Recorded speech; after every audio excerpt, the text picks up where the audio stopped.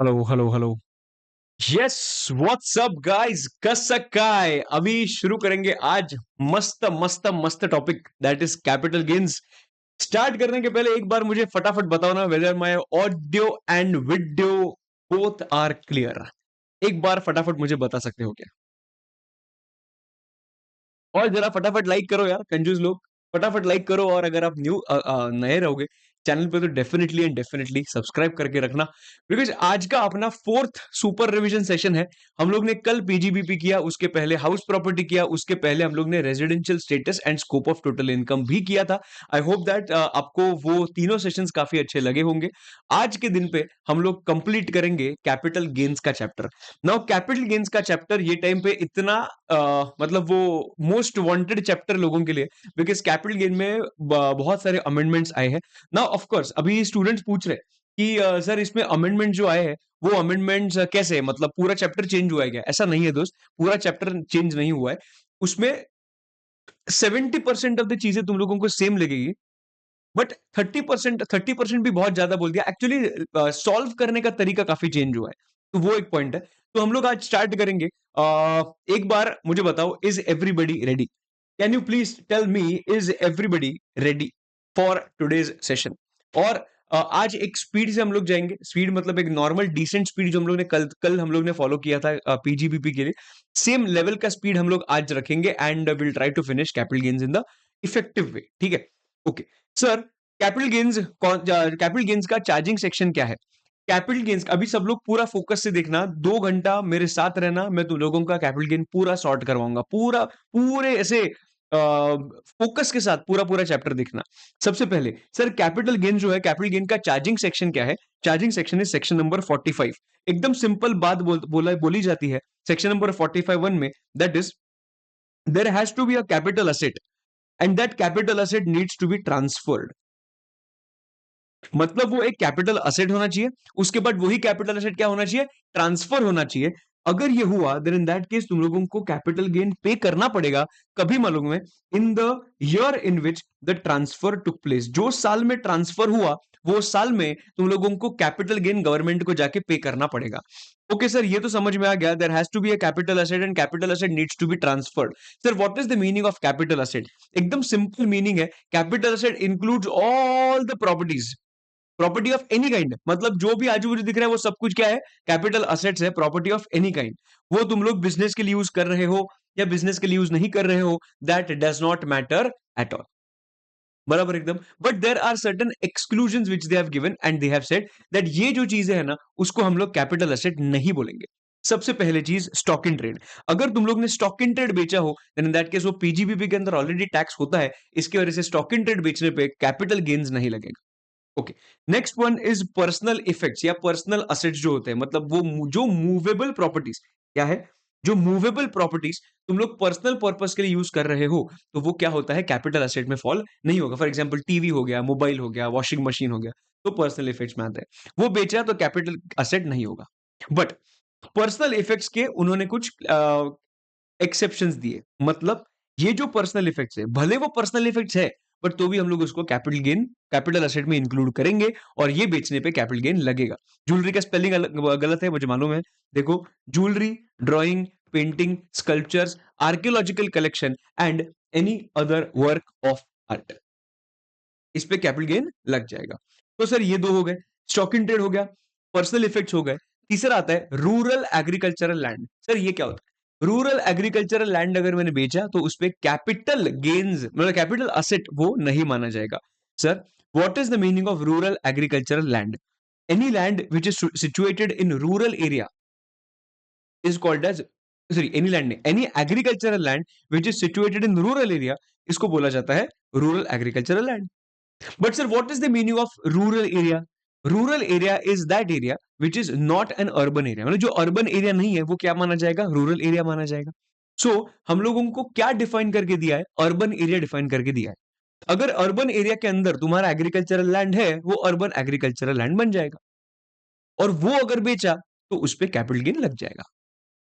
But अगर वो जो एरिया है वो एरिया के बाहर है मेरा land, then in that case वो रूरल एरिया में है, तो इसकी वजह से रूरल एग्रीकल्चरल लैंड वो बन जाएगा।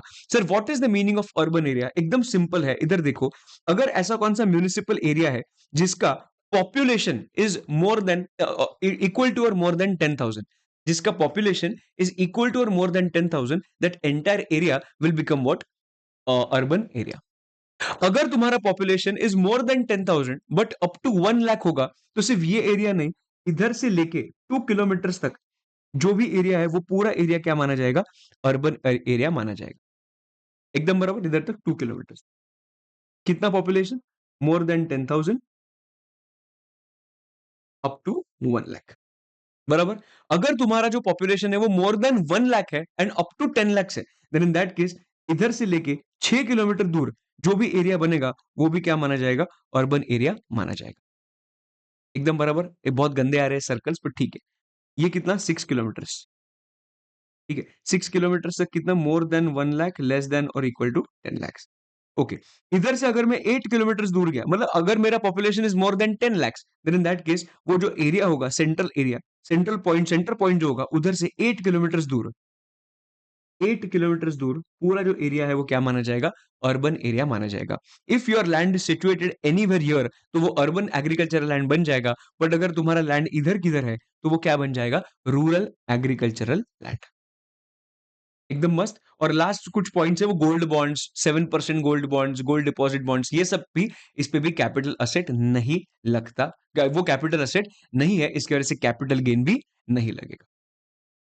एकदम बराबर है। I hope you are clear with the capital asset के एक्सक्लूजन। और एक चीज है, अगर कोई फॉरेन इंस्टीट्यूशनल इन्वेस्टर जो होते हैं, फिर कोई है, उसके कोई सिक्योरिटीज इंडिया में होंगे, तो वो भी एक कैपिटल असेट ही माना जाता है।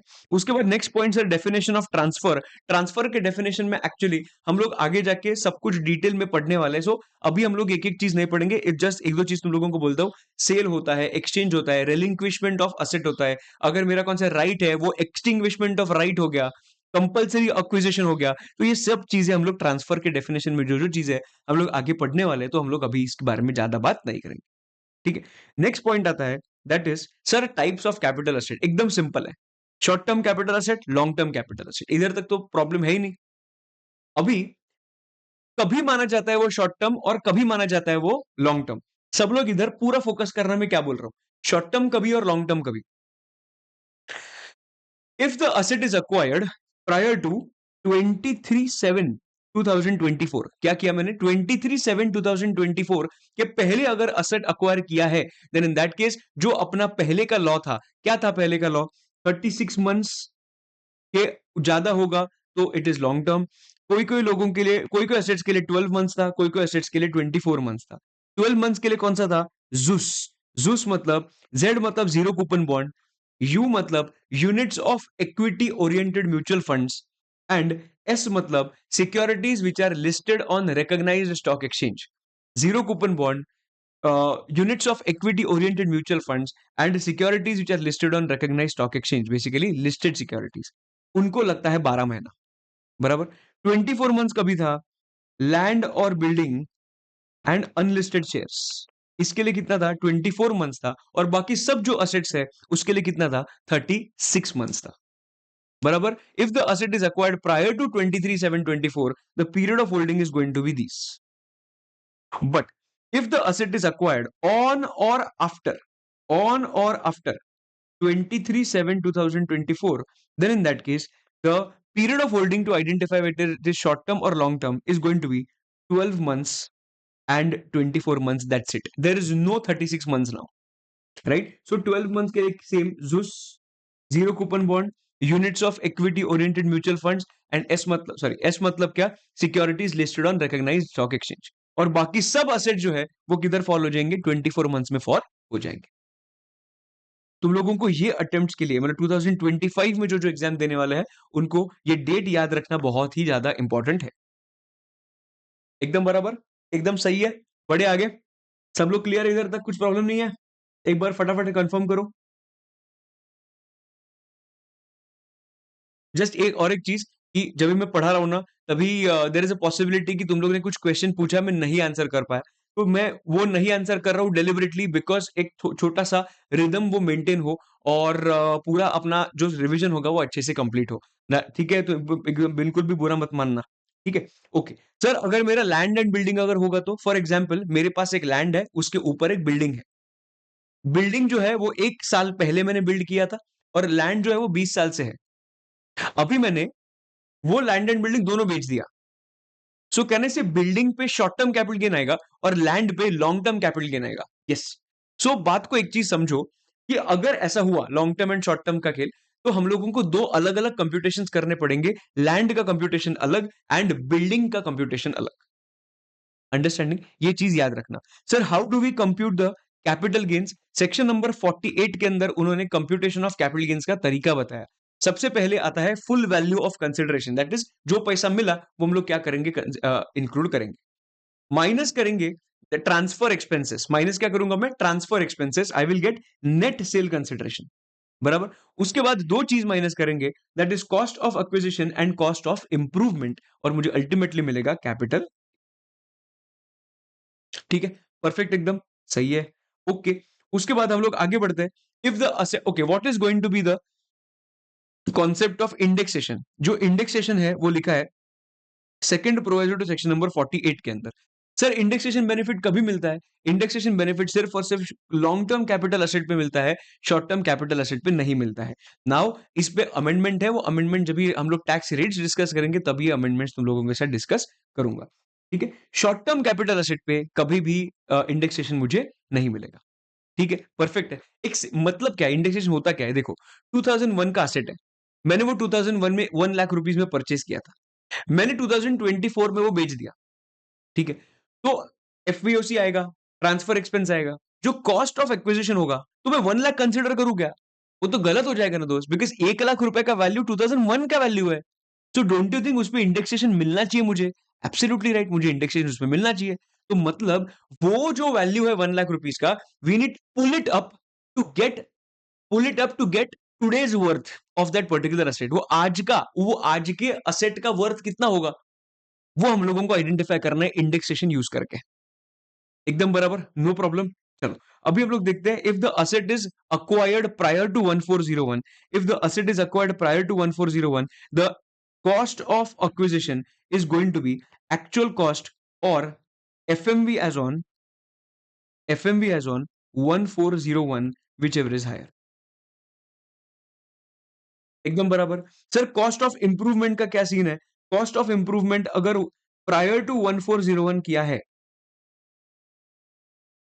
तो you need to ignore it, but अगर पोस्ट 1401 किया होगा, मतलब ऑन और आफ्टर 1401 किया होगा, इन दैट केस इंप्रूवमेंट नॉर्मल जो है वही कंसिडर किया जाएगा, और इंडेक्सेशन लगा तो इंडेक्सेशन लगा दो। मेन क्या है, cost of improvement prior to 1401 needs to be considered as zero, मतलब इग्नोर करना है वो। ठीक है, उसके बाद आगे बढ़ते हैं। Sir, first provision to section number 48 किसके बारे में बात करता है? जब भी कोई भी नॉन रेजिडेंट इंडियन शेयर जब भी परचेज सेल करता है, उसके बारे में वो लोग बात कर रहे हैं। असेसी कौन है? Assessee is a non resident, वो फॉरेन कंपनी भी हो सकता है। असेट शुड बी शेयर्स और डिबेंचर्स ऑफ इंडियन कंपनी, ये भी ठीक है। उन्होंने कैसे लेना चाहिए वो? उन्होंने लेना चाहिए in a foreign currency by way of purchase और री इन्वेस्टमेंट। ठीक है, कभी भी याद रखना, कभी भी first proviso to section number 48 लगता है तो उसमें there is a basically 3 step process. Step number 1, सबसे पहले हम लोगों को कन्वर्ट करना पड़ता है INR figures into foreign currency, INR figures into foreign currency. Next step is compute capital gains in foreign currency.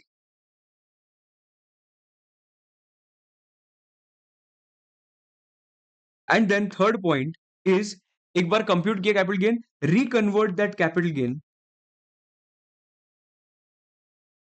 into INR. Basically एक चीज याद रखना, हम लोग जब भी कैपिटल गेन कंप्यूट करेंगे तभी अपना कंप्यूटेशन फॉरेन करेंसी में होना चाहिए, बट वो कंप्यूटेशन में एफवीओसी लगता है, ट्रांसफर एक्सपेंस लगता है, कॉस्ट ऑफ एक्विजिशन लगता है, कॉस्ट ऑफ इंप्रूवमेंट लगता है। ये सब कुछ अगर आईएनआर में दिया होगा तो हम लोगों को किस में चाहिए? हम लोगों को चाहिए फॉरेन करेंसी में। इसके वजह से सबसे पहले कन्वर्ट करो that INR into foreign currency. चारों चीजें, एफपीओसी, ट्रांसफर एक्सपेंस, क्या बोला मैंने, cost of acquisition and cost of improvement, सब कुछ क्या करो, कन्वर्ट करो. We get the answer in capital gain answer in foreign currency and then reconvert it into INR. Sir हम लोग रेट्स कौन से यूज करेंगे फर्स्ट वाइल कंप्यूटिंग द, मतलब first for converting the figures into foreign currency, जो first step करना है sir उसके लिए रेट कौन सा देखो. सेल कंसिडरेशन जो होगा उसके लिए करना है average of TTBR and TTSR. TTBR मतलब telegraphic transfer buying rate and TTSR मतलब टेलीग्राफिक ट्रांसफर सेलिंग रेट. ठीक है, ये कभी करना पड़ेगा on the date of transfer. ठीक है, अभी दूसरा ट्रांसफर एक्सपेंस. ट्रांसफर एक्सपेंस कैसे करेंगे, सेम चीज, average of TTBR and TTSR, ये कौन से दिन पे, date of transfer. Cost of acquisition होगा तो सेम चीज, average of TTBR and TTSR, but इसका डेट कौन सा होगा, on the date of acquisition. ये सब चीजें मिलने के बाद तुम लोगों को एक फिगर मिलेगा दैट इज कैपिटल गेन का फिगर, और वो मुझे क्या करना है, वापस रिकन्वर्ट करना है इनटू इंडियन करेंसी. और वही लिखा है कैपिटल गेन जो मिला जो फॉरेन करेंसी में होगा वो आईएनआर में कैसे कन्वर्ट करूंगा, वो करने के लिए मुझे करना पड़ेगा TTBR only and on the date of transfer. On the date of transfer जो भी टीटीबीआर है, टेलीग्राफिक ट्रांसफर बाइंग रेट, वो यूज करके हम लोग वो रिकन्वर्ट करके आईएनआर में लेके आएंगे. एकदम बराबर. ओके, नेक्स्ट पार्ट ये आता है that is seventh proviso to section number 48. What is the meaning of seventh proviso. Seventh proviso मतलब जब भी हम लोग रिकॉग्नाइज्ड स्टॉक एक्सचेंज के थ्रू ट्रांजैक्शन करते हैं सेल और परचेज का, तभी हम लोगों को सिक्योरिटी ट्रांजैक्शन टैक्स पे करना पड़ता है. ठीक है, जब भी हम लोग सिक्योरिटी ट्रांजैक्शन टैक्स पे करते हैं, can I say that is my cost, yes absolutely. Will can I get a deduction of this cost while computing my capital gains, answer is no. STT का मुझे कभी भी डिडक्शन नहीं मिलता है. एसटीटी का कभी भी डिडक्शन नहीं मिलता है. Okay, let's discuss certain cost of acquisitions in certain cases. देखो, in case of goodwill of business profession, trademark, brand name, right to manufacture, right to carry on any business, tenancy right जो होता है, loom our जो सुई धागा में तुमने देखा होगा, अगर कौन सा मशीनरी मुझे यूज करना है तो 2 घंटा 3 घंटा मिलता है, उसको लूम आवर्स बोलते हैं. रूट परमिट्स अगर मैंने बेच दिए तो कॉस्ट ऑफ एक्विजिशन क्या होगा. I will talk about goodwill first. अभी गुडविल मतलब समझ में आ जाएगा. अगर वो एक सेल्फ जनरेटेड गुडविल होगा, फॉर एग्जाम्पल मैंने मेरा कुछ गुडविल बनाया, मेरे अमित महाजन क्लासेस का मैंने गुडविल बनाया, ठीक है, महाजन वर्चुअल्स का मैंने गुडविल बनाया. Whatever goodwill I have make I am selling, I have made, I am selling that goodwill to somebody else. मैं बोल रहा हूँ कि अभी बस हो गया, बस बढ़ाना, एक काम करता हूँ मैं दूसरे को दे देता हूँ मेरा गुडविल, तो वो संभाल लेगा. मैंने तुम लोगों पे भरोसा रखा और तुम लोगों को मैंने वो गुडविल बेच दिया. You paid me 10 crore rupees for that. तो जो भी 10 करोड़ रुपया तुम लोग ने मुझे दिया वो मेरे लिए एफईओसी बन जाएगा. बराबर. माइनस कॉस्ट ऑफ एक्विजिशन मेरे लिए क्या है, I have, did I purchase that goodwill from somebody else, no, and that's why it is going to be considered as nil. But अगर वो गुडविल किसी परचेस्ड होगा तो जितना भी परचेज प्राइस होगा that is going to be your cost. So अगर तुम लोग ने आगे वो गुडविल बेचा, सो तुम्हारे लिए कॉस्ट ऑफ एक्विजिशन क्या होगा, जो तुम लोग ने मुझे पे किया था, that is 10 crore rupees. Understanding. आगे जाते हैं बोनस से. बोनस का बात करते हैं. अगर बोनस शेयर्स अक्वायर हुए हैं, मतलब मिले हैं prior to 1401, then in that case हम लोग देखते हैं FMV as on 1401 is the answer as your cost of acquisition. But अगर गुडविल मुझे मिला है, सॉरी, मुझे अगर बोनस शेयर्स मिले हैं ऑन और after 1401, then in that case the cost is going to be what, nil. ठीक है, बोनस शेयर्स. ठीक है, ओके. सर राइट शेयर्स का एग्जांपल दे सकते हो क्या. सर राइट शेयर्स मतलब होता क्या है कि since if the company feels that, ये जो बंदा है ना shareholder, this shareholder is very loyal to me, ये कंपनी को अगर लगा कि बहुत अच्छा लॉयल शेयर होल्डर है, देन इन दैट केस उनको क्या दिया जाता है, राइट शेयर्स इशू किए जाते हैं लॉयल्टी के लिए. अच्छा, मतलब basically shares are issued at a discounted price. अगर उसका मार्केट वैल्यू चल रहा है 1000 रुपीज, तो तुझे वही शेयर्स दे देंगे 700 रुपीज में. इसको बोला जाता है राइट शेयर, जो एग्जिस्टिंग शेयर होल्डर्स को दिया जाता है. बराबर है. मैंने तुम लोगों को राइट शेयर्स दिए, तुम्हारे पास 3 ऑप्शन है वो राइट शेयर्स जो मिला है वो करने के लिए. ठीक है, क्या करना है वो राइट शेयर्स का. You can either say yes, हाँ I am interested in purchasing at 700. Second is I am not interested in purchasing at 700. और third one, you can also renounce it. You can also renounce it. You can give the same offer to somebody else, जो तुम लोगों को जो भी पहचान का होगा उसको. अगर तुम लोग ने ये परचेज किया तो कैन आई से you will pay 700 to the company, yes. तो तुम्हारे लिए कॉस्ट क्या बन जाएगा, जो तुम लोग ने कंपनी को पे किया. तो ये देखो, if acquired by the shareholder cost of acquisition is amount paid to company. ठीक है, रिजेक्ट किया तो बात ही खत्म। बट रिनाउंस अगर तुम लोग ने किया, तुम लोग ने रिनाउंस कर दिया, ठीक है, तो तुम लोग ने जिसको रिनाउंस किया है, किसी थर्ड पार्टी को रिनाउंस किया, बराबर। Now you think from that person perspective, जिसको वो रिनाउंस हो रहा है, ठीक है, जिसको मिल रहा है वो ऑफर। तो रिनाउंस के केस में क्या होता है? रिनाउंस के केस में देखो, मैं एक एग्जांपल लेता हूं। इधर एक कंपनी है, इधर एक शेयर होल्डर है, ये एक्सेप्ट कर सकता है, रिजेक्ट कर सकता है या रिनाउंस कर सकता है। अभी हम लोग बात करते हैं रिनाउंस का, ठीक है। ये ए है, ए बोल रहा है कि नहीं नहीं, मुझे नहीं चाहिए एसेट्स, मुझे ये बी को देना है, मतलब ये ऑफर बी को देना है। सो बी क्या करेगा मालूम है? बी 700 रुपीज जो है वो कंपनी को पे करेगा। सेम ऑफर है ना, 700 कंपनी पे को पे करेगा, एंड जो बी जो है वो ए को समझो 100 रुपीज पे करेगा। सो बेसिकली बी का कॉस्ट ऑफ एक्विजिशन क्या हो गया? बी का cost of acquisition is amount paid to the company and amount paid to the person who renounce the shares, so A. So cost of acquisition is 700 plus 100। Easy, perfect एकदम। भाई लोग इधर तक समझ रहे हैं कि नहीं? और इसमें और एक चीज है, ये जो ए है, कहने से उसको 100 रुपीज मिल रहा है। यस, ये जो 100 रुपीज उसको मिल रहा है ना, वो उसके लिए क्या बन जाएगा? कैपिटल गेन्स बन जाएगा।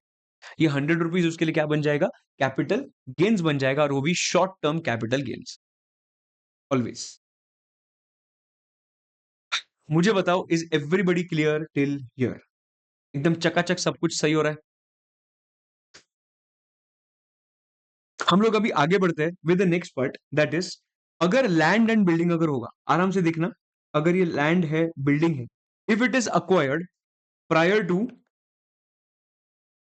1401, prior to 1401, then in that case cost of acquisition usually क्या होता है? एक्चुअल कॉस्ट और fair market value as on 1401, whichever is higher, right. But अगर वो लैंड एंड बिल्डिंग और बोथ होगा, देन इन दैट केस ये FMV है ना, this FMV should not exceed, this FMV should not exceed stamp duty value as on 1401। Stamp duty value से ऊपर नहीं होना चाहिए, right? So actual is for example 10 lakhs, FMV is 15 lakhs, but stamp duty is only 12 lakhs. So basically comparison के लिए 10 lakhs and 12 lakhs होगा. So whichever is higher, sorry, whichever is higher comes to 12 lakhs. Perfect है, cool. चलो, अभी हम लोग ने अभी तक क्या देखा था? अभी तक देखा था जो साल में ट्रांसफर होगा वही साल में हम लोगों को कैपिटल गेन पे करना पड़ेगा, बराबर। बट इसके 3 एक्सेप्शंस है, इसमें 3 एक्सेप्शंस है, वो हम लोग अच्छे से पढ़ेंगे। सबसे पहला exception, okay, what are the exceptions? Exceptions मतलब क्या? एक्सेप्शंस मतलब जो साल में ट्रांसफर होगा वो साल में मुझे पेमेंट करने का, टैक्स का पेमेंट करने का जरूरत नहीं। जो साल में मेरा ट्रांसफर होगा वो साल में मुझे टैक्स का पेमेंट करने का जरूरत नहीं है। ओके, कौन से केसेस में होंगे? देखो, section number 45(2) that is talking about conversion of capital assets into stock in trade. Conversion of capital asset into stock in trade. So इसमें क्या होता है? इसमें क्या होता है मालूम है? मैंने कैपिटल, मेरे पास पहले कैपिटल एसेट था, बराबर, वही कैपिटल एसेट कन्वर्ट हो गया इनटू स्टॉक इन ट्रेड, ठीक है। तो कैपिटल गेन का कंप्यूटेशन हम लोग कैसे करेंगे? तो एफवीओसी जो होगा, FVOC will be FMV on the date of conversion. जो दिन पे कन्वर्ट हुआ वो दिन का एफएमवी कंसिडर किया जाएगा, ठीक है। FMV on the date of conversion. इससे क्या माइनस करेंगे हम? माइनस करेंगे जो भी ट्रांसफर अभी तो कुछ होगा नहीं, ट्रांसफर एक्सपेंस, अभी नेट सेल कंसिडरेशन आएगा, बराबर। इसमें क्या ट्रांसफर एक्सपेंस, तो कन्वर्जन किया है सिर्फ, ठीक है। उसके बाद माइनस होगा कॉस्ट ऑफ एक्विजिशन या फिर इंडेक्स्ड कॉस्ट ऑफ एक्विजिशन। दिमाग लगा के बताओ ये क्या होगा?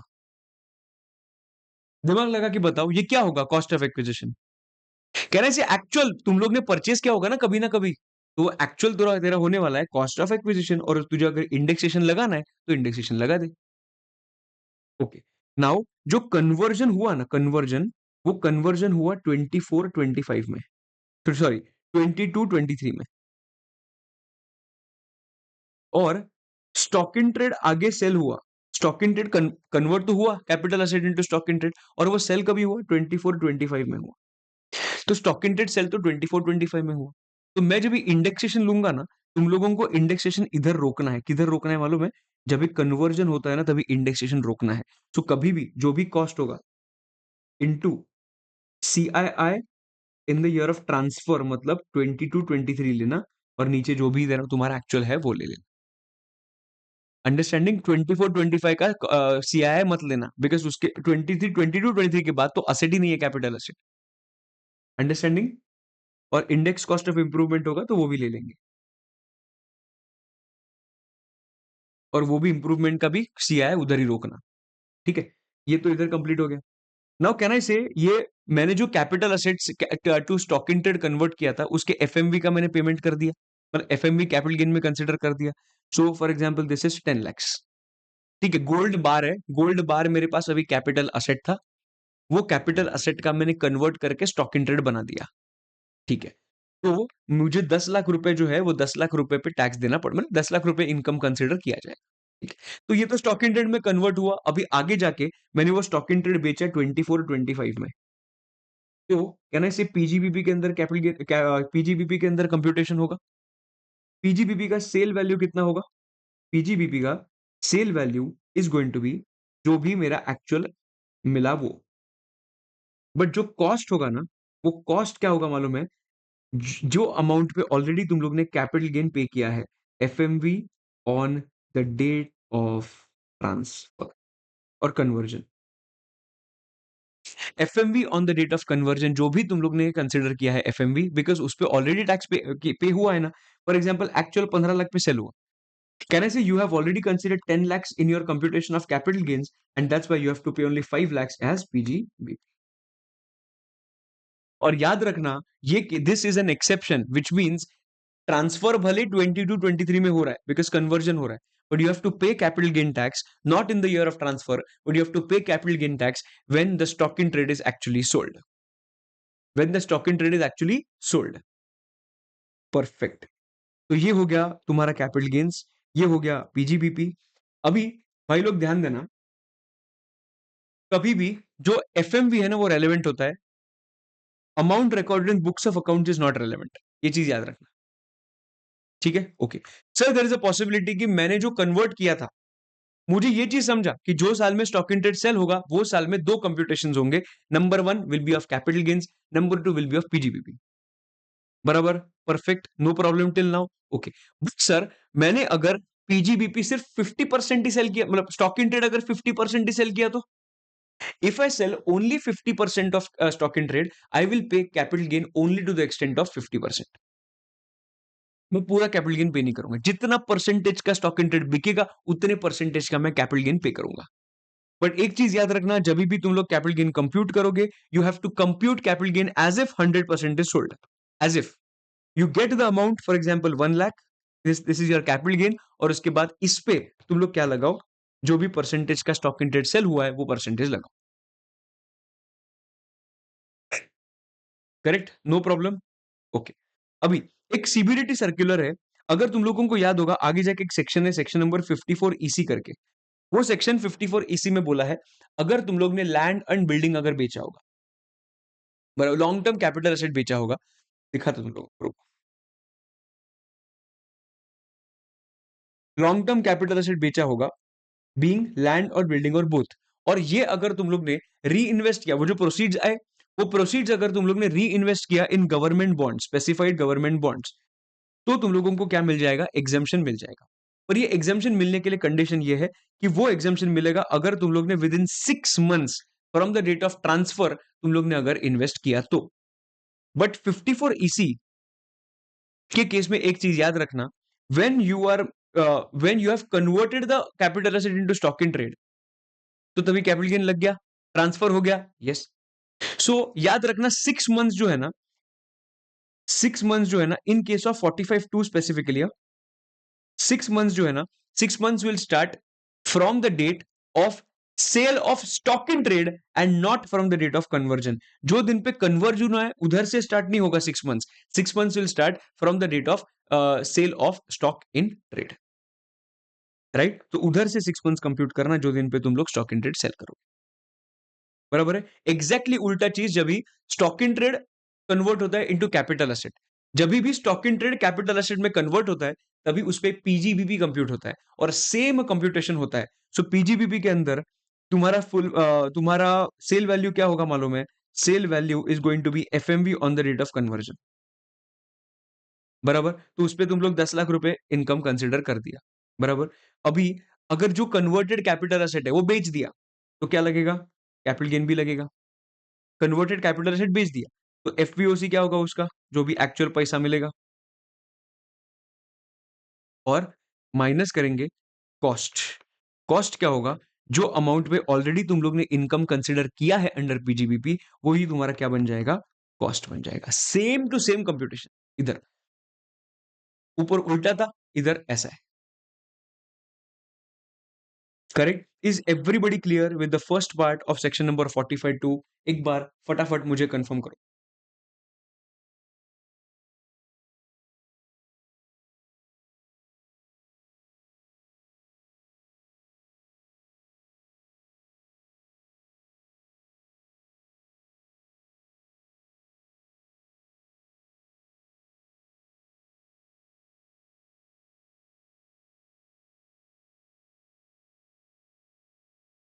डन? ओके, चलो स्टार्ट करते हैं 45.5, that is compensation on compulsory acquisition. क्या लिखा है?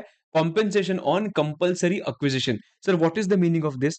कॉम्पेंसेशन ऑन कंपल्सरी एक्विजिशन मतलब मैंने क्या किया? मैं गवर्नमेंट हूं और तुम्हारे पास एक घर है। मैंने क्या किया? मैं तुम्हारा तुम्हारा घर कंपल्सरीली अक्वायर किया। If I compulsorily acquire your particular house property, then in that case, ध्यान देना मैं क्या बोल रहा हूं। अगर मैंने कंपल्सरीली अक्वायर किया है तुम्हारा हाउस प्रॉपर्टी, मैं तुम लोगों को कुछ पैसा भी दूंगा, बराबर? तो जो भी तुम लोगों को पैसा मिलेगा, वो तुम्हारा क्या बन जाएगा? फुल वैल्यू ऑफ कंसिडरेशन बन जाएगा। जो भी तुम्हारा एक्चुअल कॉस्ट होगा, वो तुम्हारा क्या बन जाएगा? कॉस्ट ऑफ एक्विजिशन बन जाएगा। उस पे अगर तुम लोगों ने कुछ भी खर्चा किया होगा एक्स्ट्रा इंप्रूवमेंट के लिए, तो वो कॉस्ट ऑफ इंप्रूवमेंट बन जाएगा। और ultimately short term capital gain और long term capital gain as the case में भी आइडेंटिफाई किया जाएगा, बराबर है? But you are expecting, okay, तुम लोग का ट्रांसफर कभी हुआ? जब भी कंपलसरी एक्विजिशन हुआ, वो कभी हुआ? 22-23 में। बट ट्रांसफर ये दिन पे हुआ, पर ये दिन पे पेमेंट नहीं होगा टैक्स का। टैक्स का पेमेंट कभी होगा? Whenever you will receive the compensation. Understanding? Okay, now you are expecting 10 crores from the property, but initial compensation जो मिला ना, वो सिर्फ 7 करोड़ का मिला, and you are expecting some more. So तुम लोग ने क्या किया? एक लॉयर को अपॉइंट किया। लॉयर ने लिटिगेशन कुछ कुछ खर्चा वर्चा किया, कुछ ये किया, अपना सबमिशन बनाया, सबमिशन बाद में अपील फाइल किया, तो ये सब चीज वो लॉयर ने किया, बराबर? और I am fighting for additional 3 crores। But मुझे 3 करोड़ तो कोर्ट ने नहीं दिया, पर कोर्ट ने मुझे एनहेंस्ड कॉम्पेंसेशन दे दिया of 2 crores। So don't you think मुझे एनहेंस्ड कॉम्पेंसेशन भी टैक्स, इस पे भी टैक्स देना पड़ेगा? Absolutely right. So initial compensation पे जितना पैसा मिला उतना टैक्स दो, माइनस कॉस्ट माइनस करो, इंप्रूव कॉस्ट ऑफ इंप्रूवमेंट में माइनस करो। एनहांस कॉम्पेंसेशन के केस में मुझे मिलेगा 2 करोड़, पर अभी वापस में कॉस्ट ऑफ एक्विजिशन का डिडक्शन ले सकता हूं क्या? सब लोग बताओ, मैं वापस cost of acquisition and improvement का बेनिफिट ले सकता हूं क्या? नहीं भाई, दो दो बार क्यों मिलेगा तुझे? इसके वजह से लिटिगेशन एक्सपेंस जो तूने वो लॉयर पे खर्चा किया, वो सब कुछ तू क्या कर? माइनस कर। अंडरस्टैंडिंग? वो तो क्या मिलेगा? शॉर्ट टर्म और long term as the case में भी। सो अगर इनिशियल कॉम्पेंसेशन अगर शॉर्ट टर्म होगा तो एनहांस्ड भी शॉर्ट टर्म, अगर इनिशियल कॉम्पेंसेशन लॉन्ग टर्म होगा तो एनहांस्ड भी लॉन्ग टर्म, बराबर? ओके, और एक चीज इसमें याद रखना, अगर मुझे इनिशियल कॉम्पेंसेशन इंस्टॉलमेंट्स में मिला है, इनिशियल कॉम्पेंसेशन इंस्टॉलमेंट्स में मिला है, देन इन दैट केस मुझे इंश्योर करना है कि जब भी मुझे फर्स्ट इंस्टॉलमेंट मिलेगा, तभी मुझे पूरे अमाउंट पे टैक्स देना है, फुल अमाउंट पे टैक्स देना है, even though I have received the amount in instalments. But अगर एनहांस्ड कॉम्पेंसेशन का बात किया, तो मुझे as and when received I have to pay tax, as and when received I have to pay tax. ये एक चीज याद रखना दोनों में। अभी कभी-कभी होता है कि कॉम्पेंसेशन पे करते-करते डिले होता है, तो मुझे क्या मिलता है? इंटरेस्ट मिलता है, interest on delayed payment of compensation. तो ये जो इंटरेस्ट मिलता है ना, वो पहले आईएफओएस के अंदर इनकम में ऐड करो, और उसके बाद सेक्शन नंबर 57 का तुम लोग क्या करो? डिडक्शन ले लो। 57 का डिडक्शन ले लो। कितना? कितना डिडक्शन? Flat 50% deduction. कितना? फ्लैट 50%। सो आईएफओएस में जो इंटरेस्ट मिला है, से for example that is 1 lakh, deduction सीधा 50,000 का मिल जाएगा और बाकी का जो इंटरेस्ट होगा वो taxable. This is my compensation on compulsory acquisition. ये इसके ऊपर नहीं आएगा क्वेश्चन कुछ भी, ठीक है। उसके बाद आगे बढ़ते हैं, insurance claims for damage, destruction of capital asset. Insurance claims for damage और destruction of capital asset. Damage हुआ, डिस्ट्रक्शन हुआ, उस पे माना जाएगा कि ट्रांसफर हो गया। वॉट एवर अमाउंट, एफईओसी क्या होगा इसका, सब लोग इधर देखना। एफईओसी क्या होगा, what ever amount I will receive from insurance compensation. Insurance company, जो भी इंश्योरेंस कंपनी मुझे पे करेगा वो क्या बन जाएगा, एफईओसी। माइनस क्या करूं मैं, माइनस करूंगा कॉस्ट ऑफ एक्विजिशन। क्या कॉस्ट ऑफ एक्विजिशन माइनस करूंगा, जितना मेरा एक्चुअल होगा। सो कॉस्ट ऑफ एक्विजिशन या index cost of acquisition as the case में भी, और जो भी मेरा इंप्रूवमेंट होगा वो भी मैं माइनस करूंगा। सब कुछ लॉजिकली बैठ रहा है, कैपिटल गेन्स बराबर है। चलो सर, कौन से साल में टैक्स पे करना है, जो साल में मुझे इंश्योरेंस कॉम्पेंसेशन मिलेगा वो साल में मुझे टैक्स पे करना है। करेक्ट है सर, मुझे इंश्योरेंस कॉम्पेंसेशन मिला ही नहीं तो, अगर मिला ही नहीं तो कैपिटल गेन लगेगा ही नहीं, मिला ही नहीं तो कैपिटल गेन लगेगा ही नहीं। उसके बाद है सेक्शन नंबर 45(5)(a) तो नहीं है तुम लोगों को, तो अभी डिलीट कट करता हूं। एक छोटे छोटे दो सेक्शंस है। 45(3) talks about transfer of capital asset by partner to the partnership firm. इधर एक पार्टनर है और इधर एक फर्म है। पार्टनर ने अगर फर्म को कुछ असेट ट्रांसफर किया है तो पार्टनर के हाथ में कैपिटल गेन लगेगा। कैपिटल गेन के लिए एफवीओसी क्या माना जाएगा मालूम है, एफवीओसी माना जाएगा एक्चुअल नहीं, एफवीओसी माना जाएगा जो बुक्स ऑफ अकाउंट्स में रिकॉर्ड हुआ है ना, जो बुक्स ऑफ अकाउंट्स में रिकॉर्ड हुआ है ना बाय द फर्म, वो माना जाएगा मेरा एफईओसी। सर कॉस्ट क्या आएगा, अरे कॉस्ट तो ठीक है ना, कॉस्ट तो क्या एक्चुअल जो भी कॉस्ट था वो मानो, पर मेन तो क्या है ये, बराबर। अभी बात की इधर उल्टा, मतलब एक पार्टनरशिप फर्म है, फर्म ने पार्टनर को कुछ असेट बेचा तो फर्म के हाथ में कैपिटल गेन लगेगा, बराबर है। अभी एफईओसी क्या माना जाएगा, FEOC is equal to fair market value, बराबर। एंड कॉस्ट क्या माना जाएगा, एकदम सिंपल, कॉस्ट मतलब जो भी एक्चुअल है वो तेरा कॉस्ट माना जाएगा। इंडेक्सेशन लगाना है लगा ले, इंप्रूवमेंट मिल जाएगा, सब कुछ मिल जाएगा, ठीक है। पर मेन क्या है इसमें, एफएमबी, सिंपल है, ओके। 50C, इधर देखो सब लोग, 50C में क्या बोला है, अगर तुम लोग ने क्या बेचा, लैंड बेचा, बिल्डिंग बेचा या बोथ बेचा, इधर देखो सब लोग, इधर एक बायर है और एक सेलर है। सेलर ने कुछ इमूवेबल प्रॉपर्टी बेचा है worth 10 crore to the buyer, and buyer जबरी ने कितना पैसा पे किया, सिर्फ 3 करोड़। अग्रीमेंट भी 3 करोड़ का ही हो गया। गवर्नमेंट बोल रहा है तेरा भले एक्चुअल कंसिडरेशन 3 करोड़ है, पर उसका स्टैंप ड्यूटी वैल्यू तो 10 करोड़ है ना। इसके वजह से whenever you will sell land, building और बोथ, तभी actual consideration will be compared with stamp duty value, right. Actual consideration किसके साथ कंपेयर किया जाएगा, स्टैंप ड्यूटी वैल्यू से कंसिडर कंपेयर किया जाएगा। Say for example actual consideration is 1 crore, stamp duty value is 1.5 crore. तो प्लीज इधर ध्यान देना, they have also introduce the concept of buffer of 10%।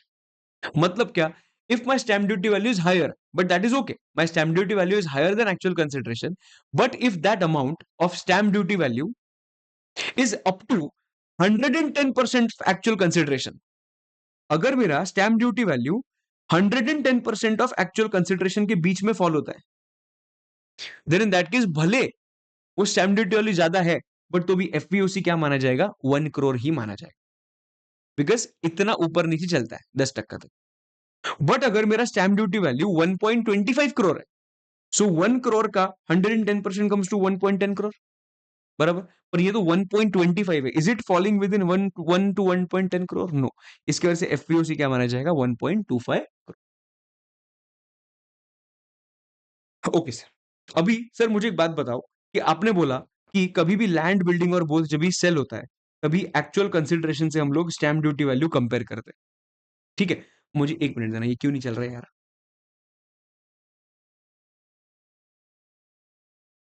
1 minute.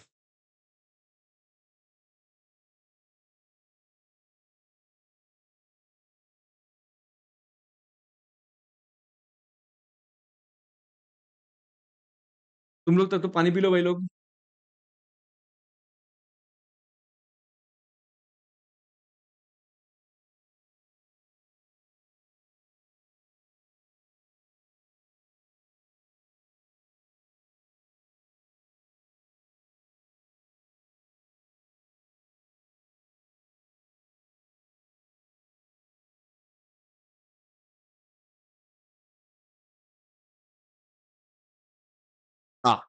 Perfect, सही है।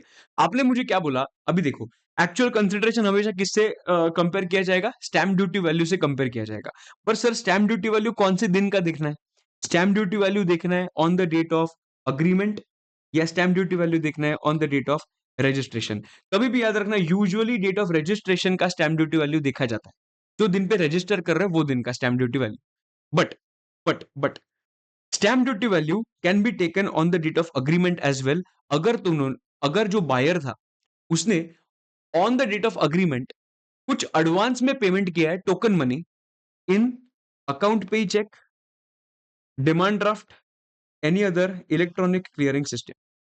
अगर on the date of agreement कोई भी जो बायर है अगर टोकन मनी पे किया है to the seller in account payee cheque, demand draft, any other electronic clearing system, so HDB on the date of agreement देखेंगे, on the date of registration नहीं देखेंगे। समझ रहा है क्या?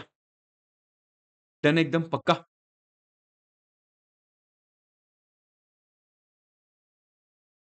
ठीक है, okay, I hope you are clear.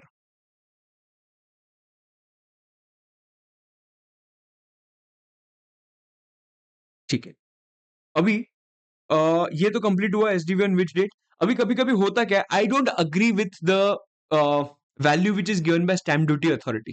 ठीक है, सो मैं सोचता हूँ कि यार ये कुछ भी वैल्यू दे रहा है, तो I can also go to the valuation officer, और वो वैल्यूएशन ऑफिसर को जाके बोल सकता हूँ कि यार ये मेरा वैल्यू प्लीज रीवैल्यू करो। अभी देखो, वैल्यूएशन ऑफिस, मेरा एक्चुअल कंसिडरेशन कितना है? 20 लाख। स्टैम्प ड्यूटी वैल्यू कितना है? 1 करोड़। वैल्यूएशन ऑफिसर के पास गया विद एन एक्सपेक्टेशन कि वो थोड़ा कम वैल्यू देगा, बराबर। वैल्यूएशन ऑफिसर जो है वो वैल्यू मुझे देता है 80 लाख रुपीज। ओके, इधर कितना है? 30 लाख रुपीज का वैल्यू दिया। So I am very happy. So 20 lakhs और 30 lakhs, whichever is higher, that is 30 lakhs will be considered as FEOC, बराबर, नो प्रॉब्लम। ये तो मेरे फेवर में आ गया, मेरे फेवर में आ गया तो इसका वैल्यू ले ले। बट अगर वैल्यूएशन ऑफिसर बोलता है नहीं नहीं नहीं, इसका फेयर मार्केट वैल्यू तो एक्चुअली 1.2 करोड़ होना चाहिए, is valuation officers value in my favour? No. So I will consider this value only for comparison, whichever is higher. So HDV, sorry, FVOC is going to be 20 lakhs or 1 crore, whichever is higher. I will not consider valuation officers value. ठीक है sir.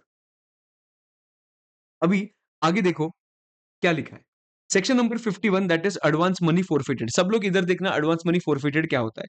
अगर तुम लोग ने advance money forfeit किया है on और after, before before before 1/4/14, तो अगर तुम लोग ने एडवांस मनी फोरफिट किया है, तो जितना अमाउंट तुम लोगों को मिला है फोरफिट करके, फॉर एग्जाम्पल तुम लोग ने बोला कि नहीं मुझे 10 लाख मिलेगा फोरफिट करके, राइट? फोरफिट करके 10 लाख मिला है, तो 10 लाख का ट्रीटमेंट कैसे होगा? सी, फोरफिट करना मतलब क्या, हम लोग ने कुछ अग्रीमेंट किया, I am going to sell some property to you, you paid me 10 lakh, you paid me 10 lakh rupees as advance, और मैंने तुम लोगों को बोला if you do not go ahead with the contract, I will forfeit this 10 lakhs, मैं तुझे वापस नहीं दूंगा। ठीक है, ऐसे करके मैंने 2008 में अमाउंट फोरफिट किया है 10 लाख का। गवर्नमेंट बोल रहा है कि 10 लाख पे टैक्स दे दे। कभी टैक्स देंगे मालूम है? ये 10 लाख पे वेन एवर द जो सेल तुम लोग करने वाले थे प्रॉपर्टी, वो एक्चुअल जब भी सेल होगा, से फॉर एग्जाम्पल 22 23 में सेल हुआ, तो 22 23 में जो भी कंप्यूटेशन करेंगे कैपिटल गेन का, उसमें एफपीओसी लिखेंगे, माइनस क्या करेंगे?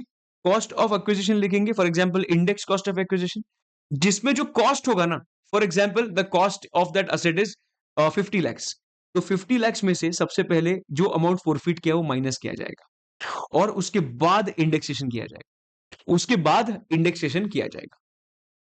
ठीक है, I hope you are clear.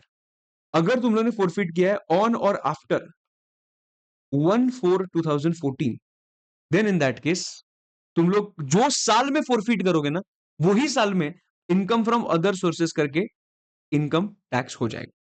जो साल में फोरफिट करोगे वही साल में तुम लोग इनकम फ्रॉम अदर सोर्सेस करके अमाउंट टैक्स कर लोगे in the same year of forfeiture, बराबर है? Okay, now there is a possibility, there is one father, father ने कुछ अमाउंट फोरफिट किया है 10 लाख का।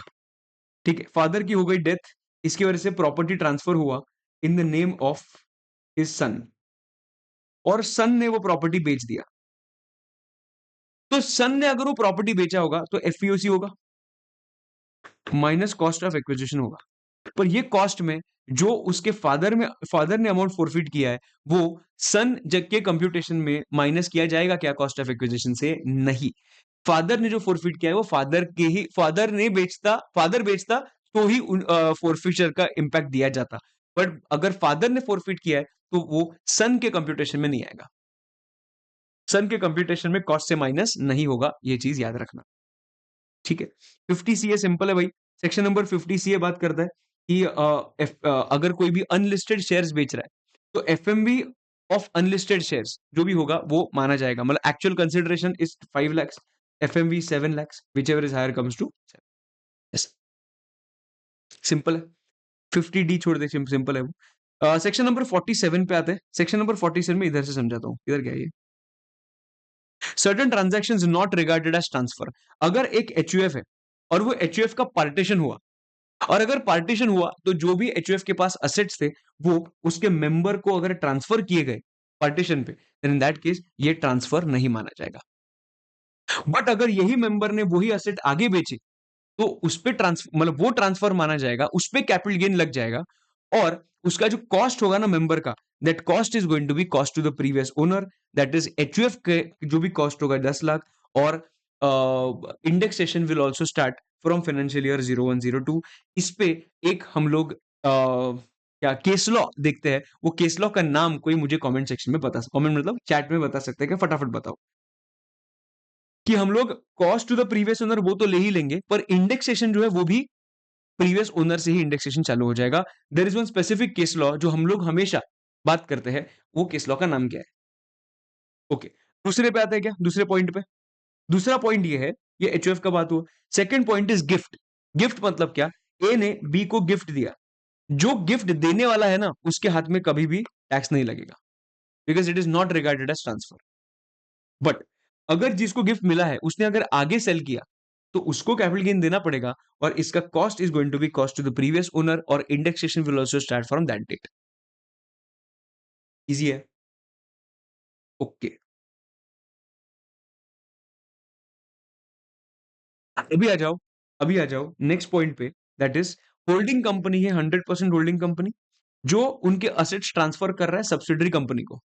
अगर होल्डिंग कंपनी उसके सब्सिडरी कंपनी को असेट ट्रांसफर कर रहा है तो सेक्शन नंबर 47 एप्लीकेबल होगा और ट्रांसफर नहीं लगेगा, ट्रांसफर नहीं माना जाएगा। As per section 47 it will not be regarded as transfer. Okay. Again उल्टा वाइसा वर्सा भी सेम है। एक सब्सिडरी कंपनी है, सब्सिडरी कंपनी ने अगर उसके 100% होल्डिंग कंपनी को असेट ट्रांसफर किया है तो उस पर भी कैपिटल गेन नहीं लगेगा। सर कंडीशंस क्या क्या है? कंडीशंस ये है कि होल्डिंग कंपनी 100% होल्डिंग होनी चाहिए, ट्रांसफरी कंपनी जो है should be an Indian company.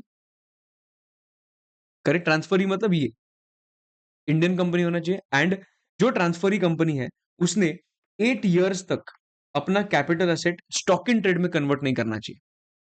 8 साल तक उन्होंने capital asset stock in trade में कन्वर्ट नहीं करना चाहिए। ठीक है। ओके। अभी आ जाओ अमलगमेशन पे। समझ आए कि मेरे बाबा? अभी आ जाओ अमलगमेशन पे। अमलगमेशन मतलब क्या? आइडिया है, वोडाफोन है, आइडिया के असेट्स, आइडिया एंड वोडाफोन का अमलगमेशन हुआ। आइडिया एंड वोडाफोन का, आइडिया के असेट्स अभी ट्रांसफर हुए वोडाफोन को, इस पे कैपिटल गेन लगेगा कि नहीं? It will not be regarded as transfer. Similarly demerger हुआ, ये तो अमलगमेशन हो। अभी डीमर्जर का बात करते हैं। एबीसी करके कंपनी है, अभी वो कंपनी डीमर्ज हो रही है, ए बी सी ये 3 अलग अलग कंपनीज बन रही है, बराबर। सो ए के रिलेटेड जो असेट्स है वो ए को ट्रांसफर होंगे, बी के रिलेटेड बी को होंगे, सी के रिलेटेड सी को होंगे। ये जो असेट्स ट्रांसफर हो रहा है डीमर्जर पे, उस पे भी कैपिटल गेन नहीं लगेगा। सिंपल है ना भाई? उसके बाद, उसके बाद अगर एबीसी का डीमर्जर हुआ, ठीक है, ये शेयर होल्डर है एबीसी के, एबीसी के शेयर होल्डर है, अभी तो एबीसी बंद हो रही है। सो कहना से शेयर होल्डर्स को एबीसी के शेयर्स गिव अप करने होंगे, गिव अप करने होंगे, एंड उन उसको क्या मिलेगा? उनको मिलेगा ए बी एंड सी के शेयर्स, राइट। तो जो गिव अप करके नए शेयर्स मिले ना उस पे भी ये शेयर होल्डर्स पे कुछ भी कैपिटल गेन का लायबिलिटी नहीं आएगा। करेक्ट है। एक्सचेंज ऑफ शेयर्स करके ट्रांसफर नहीं माना जाएगा, ठीक है ना? ओके, ठीक है। अभी देखते हैं आइडिया एंड वोडाफोन का एग्जांपल लेते हैं। अभी आइडिया सेम चीज़ है। आइडिया का मर्जर हुआ वोडाफोन के साथ। उसका शेयर होल्डर है आइडिया का। अभी आइडिया के शेयर्स है उसके पास। अभी आइडिया के शेयर्स आइडिया तो बंद हो रही है, तो उसको क्या मिलेगा? वोडाफोन के शेयर्स मिलेंगे। तो आइडिया के शेयर्स दिए, वोडाफोन के शेयर्स लिए, एक्सचेंज हुआ पर तो भी उस पे कैपिटल गेन नहीं आएगा। रुपी डिनोमिनेटेड बॉन्ड है। अभी देखो rupee denominated bond is basically a bundle of Indian shares.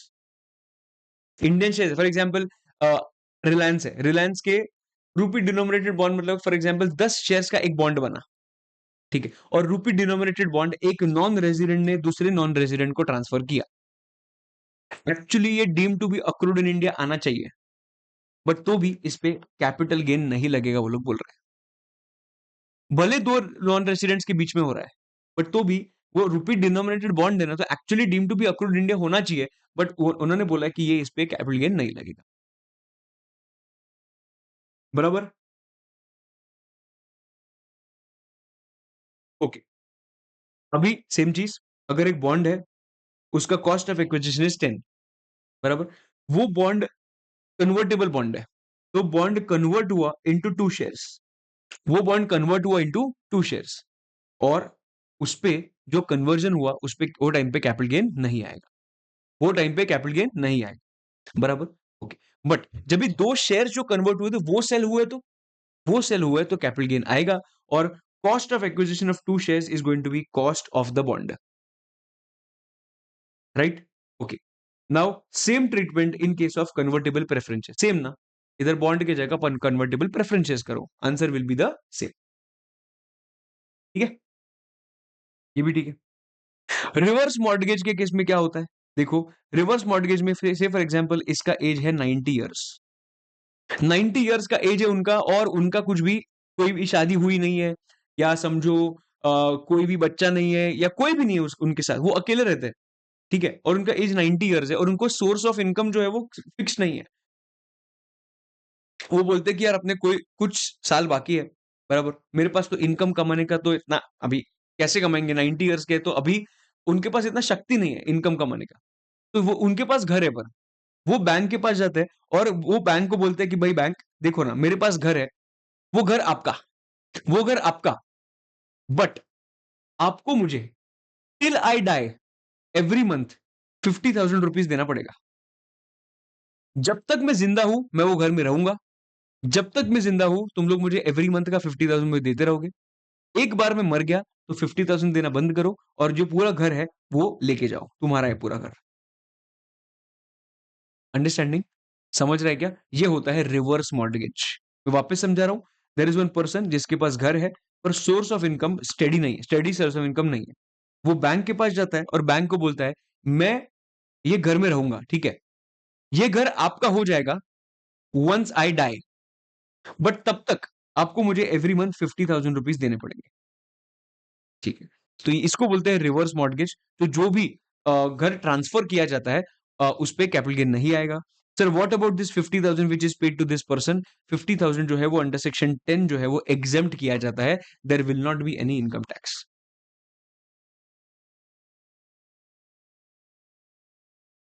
समझ रहा है क्या? परफेक्ट है। इसको बोला जाता है रिवर्स मॉर्गेज, ठीक है। ये इतने पॉइंट्स इंपॉर्टेंट है। बाकी अगर मेरे पास मैंने गोल्ड का कन्वर्जन किया इनटू इलेक्ट्रॉनिक गोल्ड रिसीट, उस पे भी कैपिटल गेन एज सच नहीं आएगा।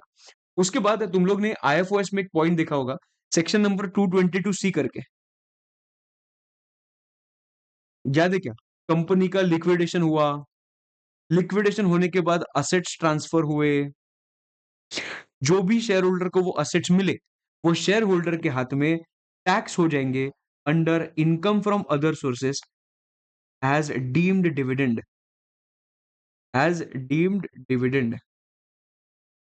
बट याद है तुम लोगों को डीम्ड डिविडेंड में एक कंडीशन था कि वो कंपनी जो है ना, कंपनी का जितना भी अक्यूमुलेटेड प्रॉफिट होगा, सिर्फ उतना ही अक्यूमुलेटेड प्रॉफिट तक का amount will be taxable in the hands of share holder. For example, accumulated profit is 10 lakhs, और जो असेट्स ट्रांसफर हुआ है वो 15 लाख के हुआ है।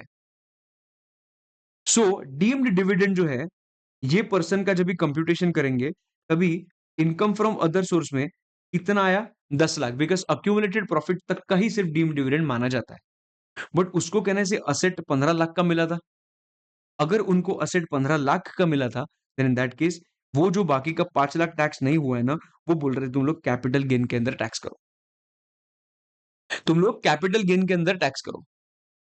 यही इन्होंने लिखा है, देखो, जितना भी अमाउंट डीम डिविडेंड के अंदर कवर होता है, उतना डीम डिविडेंड के अंदर टैक्स करो, और बाकी का जो अमाउंट जितना टैक्स नहीं हुआ है because of that restriction of accumulated profit, तो वो किधर टैक्स करो, कैपिटल गेन के।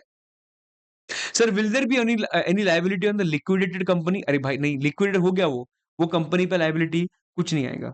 जो लायबिलिटी आएगा वो किस पे आएगा, शेयर होल्डर पे आएगा, क्योंकि शेयर होल्डर का बेनिफिट हो रहा है।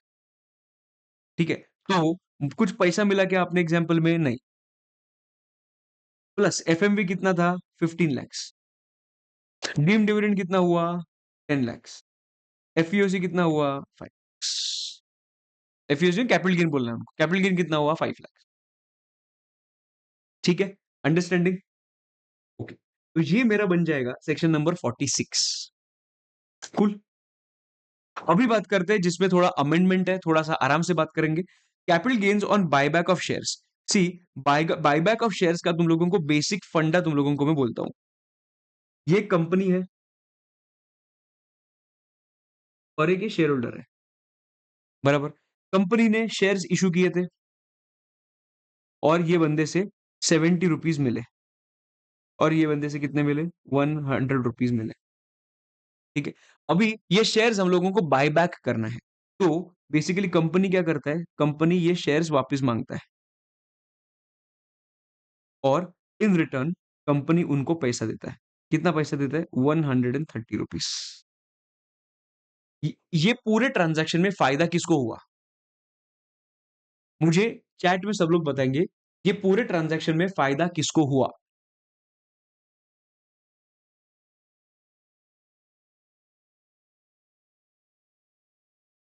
ये पूरे ट्रांजैक्शन में फायदा किसको हुआ, शेयर होल्डर है कंपनी, शेयर होल्डर को हुआ, शेयर होल्डर को हुआ। क्यों, बिकॉज उसने 100 रुपीज डाले थे, उसको 130 मिल गए, बराबर। सो बेसिकली शेयर होल्डर को कितने का फायदा हुआ, 30 का फायदा हुआ। हम लोग यही 30 के टैक्सेबिलिटी का बात करेंगे, यही 30 के टैक्सेबिलिटी का बात करेंगे। ठीक है, okay. So buyback of shares में दो कैटेगरी है। Number one, category number one is in case of shares other than shares of domestic companies और अदर स्पेसिफाइड सिक्योरिटीज। वापस बोलता हूं, in case of shares, domestic company के shares नहीं, other than shares of domestic company और specified security, that is ESOPs. उनके केस में in the hands of company कुछ टैक्स लगेगा क्या, नहीं बाबा, कंपनी के हाथ में टैक्स क्यों ही लगेगा, बराबर। But in the hands of share holders का अगर बात किया, तो डेफिनेटली टैक्स लगने वाला है, एकदम सिंपल बात है। कितना लगेगा टैक्स भाई, 30 पे ही टैक्स लगेगा ना हमेशा, कुछ याद रखने का जरूरत है क्या। FPOC is buyback price, what is buyback price, 130। What is the cost which is paid by that particular share holder, 100। इसकी वजह से मेरा जो अमाउंट आएगा वो कितना आएगा, 30, और ये क्या होगा, शॉर्ट टर्म और लॉन्ग टर्म कैपिटल गेन्स। इजीपीजी, ओके। अभी हम लोग बात करते हैं in case of shares of domestic company and which is important, और इसमें अमेंडमेंट है, ध्यान देना सबको। ठीक है, अगर एक डोमेस्टिक कंपनी के शेयर्स है, तो डोमेस्टिक कंपनी के शेयर्स में कैसे ट्रीटमेंट होगा, देखो, डोमेस्टिक कंपनी के शेयर्स में कैसे ट्रीटमेंट होगा, तो प्लीज सब लोग इधर ध्यान देना। उन्होंने थोड़ा सा ट्रीटमेंट चेंज किया, उन्होंने थोड़ा सा ट्रीटमेंट चेंज किया। तो उन्होंने बोला कि जितना भी पैसा ये शेयर होल्डर को मिल रहा है 130 का, बराबर, ये शेयर होल्डर को इनकम फ्रॉम अदर सोर्सेस के अंदर 130 रुपीज देने पड़ेंगे। यूल से किधर गलत है ना, 130 क्यों देगा वो, अरे भाई उसने 100 भी पे किया था, तो 100 का उसको डिडक्शन मिलना चाहिए।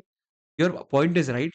उन्होंने पूरा सुनो, आईएफओएस के अंदर उन्होंने 130 डालने के लिए बोल दिया, बराबर। और कैपिटल गेन का कंप्यूटेशन निकालने बोला, कंप्यूटेशन के अंदर एफवीओसी विल बी निल, बोला ऐसे करो, FVOC is nil minus cost of acquisition, जितना भी अमाउंट तुम लोग ने पे किया था to the company at the time of purchase, that is 100, वो माइनस करो and you will get a loss of 100.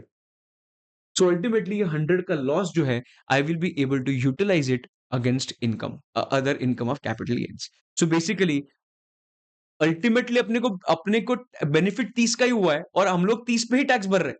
But इन्होंने कैसे चेंज किया, जितना पैसा मिला वो आईएफओएस में टैक्स करो, और जितना मैंने पैसा खर्चा किया वो कैपिटल लॉस करके उसका सेट ऑफ ले लो. तो बेसिकली ऐसा उन्होंने बोला है टू कंसिडर योर बायबैक का पॉइंट. बायबैक तुम लोगों को ऐसे निकालना है. पहले का तुम लोग ने अगर पढ़ा होगा तो पहले का काफी अलग था और ये काफी अलग है. पर ये चीज याद रखना, there is nothing difficult, just that हम लोग कैपिटल गेन में एफईओसी में नहीं कर रहे, सिर्फ इसका आईएफओएस में अलग बना रहे. कैपिटल गेन में एफईओसी 0 पकड़ के कॉस्ट ऑफ एक्विजिशन में अपना कॉस्ट डाल रहा है. That is the only difference. पहले क्या होता था, ये जो पहले होता था वो 130 इधर आता था एफईओसी में, तो हटा दिया एफईओसी से और आईएफओएस में ऐड करवा दिया. अंडरस्टैंडिंग? तो यही उन्होंने इसमें इधर बोला है. और तुम लोगों ने देखा होगा कि जो भी पेमेंट होता है ना, जब भी 130 का पेमेंट होगा तभी प्लीज टीडीएस काटना at the rate of 194. That is 194 क्या था? Can someone tell me in the chat please? 194 section क्या है? कौन सा टीडीएस का बात करते हैं 194 के अंदर?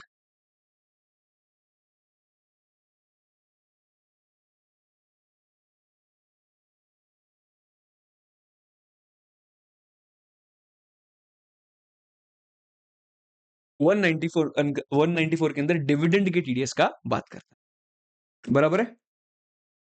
ठीक है, आई होप ये समझा होगा. अभी हम लोग नेक्स्ट पॉइंट पे जाते हैं, that is slump sale, that is section number 50B. ठीक है, थोड़ा सा ये बात बाकी है अभी. और मेन तो तुम्हारा टैक्स रेट है, ये तो ठीक है, हो जाएगा. स्लम सेल में क्या लिखा है देखो. जब भी एक फॉर एग्जांपल मेरे पास ऐसे एक अंडरटेकिंग है, दो अंडरटेकिंग्स है, दो बिजनेसेस है, एक क्लॉथ का बिजनेस है और एक वॉचेस का बिजनेस है. वॉचेस का बिजनेस नहीं चल रहा है, इसके वजह से ये मुझे वॉचेस का बिजनेस पूरा का पूरा बेचना है. When I sell the entire undertaking as a whole, मैंने इंडिविजुअल असेट बेचा नहीं, मैंने पूरा अंडरटेकिंग बेचा, तो ये इसको बोला जाता है स्लम सेल. ठीक है, इसको बोला जाता है स्लम सेल. ठीक है सर.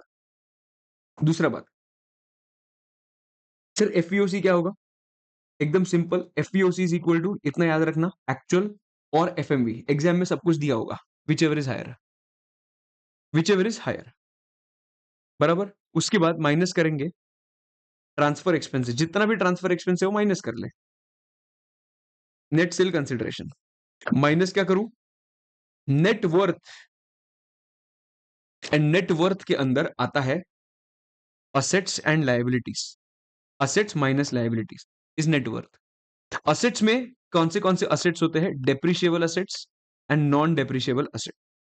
एक चीज बताओ, असेट्स में, नॉन डेप्रिशिएबल असेट्स में सीधा हम लोगों को लेना है बुक वैल्यू, जो भी सामने दिख रहा है वो बुक वैल्यू उठाओ. लायबिलिटी के केस में भी सीधा लेना है हम लोगों को बुक वैल्यू. बट जो भी डेप्रिशिएबल असेट्स होते हैं वो हम लोगों को बुक वैल्यू नहीं लेना है, बिकॉज ये डेप्रिसिएशन जो यूज किया, डेप्रिशिएबल असेट्स का जो डब्ल्यूडीवी दिख रहा है, that is after applying the depreciation as per Companies Act. हम लोगों को डब्ल्यूडीवी वही चाहिए but as per Income Tax Act चाहिए. तो इधर हम लोग का कंप्यूटेशन करना पड़ेगा WDV as per Income Tax Act. So they must be giving you the actual value, वो असेट्स का एक्चुअल वैल्यू. उधर से तुम लोग डेप्रिसिएशन के रेट्स जो इनकम टैक्स के अंदर है वो कर करके आज का रेट तक आ जाओ, और वो कंसिडर करना अपने बुक वैल्यू में, वो कंसिडर करना अपने नेटवर्थ में. बराबर है. सो बेसिकली इसका वर्किंग नोट बनेगा, प्लस बुक वैल्यू ऐड होगा, ये असेट्स हो गए. माइनस करेंगे book value for liabilities, I will get net worth. बराबर. और यही नेटवर्क तुम्हारा डीम्ड कॉस्ट ऑफ एक्विजिशन बन जाएगा. Understanding everybody? I hope clear है सब कुछ, दिमाग में क्लैरिटी आ गया क्या? क्लैरिटी आ गया क्या? अभी इसमें दो तीन चीजें है कि भाई, इसमें रीवैल्यूएशन जो होता है ना, रीवैल्यूएशन वो तुम लोगों को इग्नोर करना है. जो भी रीवैल्यू किया होगा असेट्स, वो तुम लोगों को इग्नोर करना है. ठीक है, वो एक चीज है.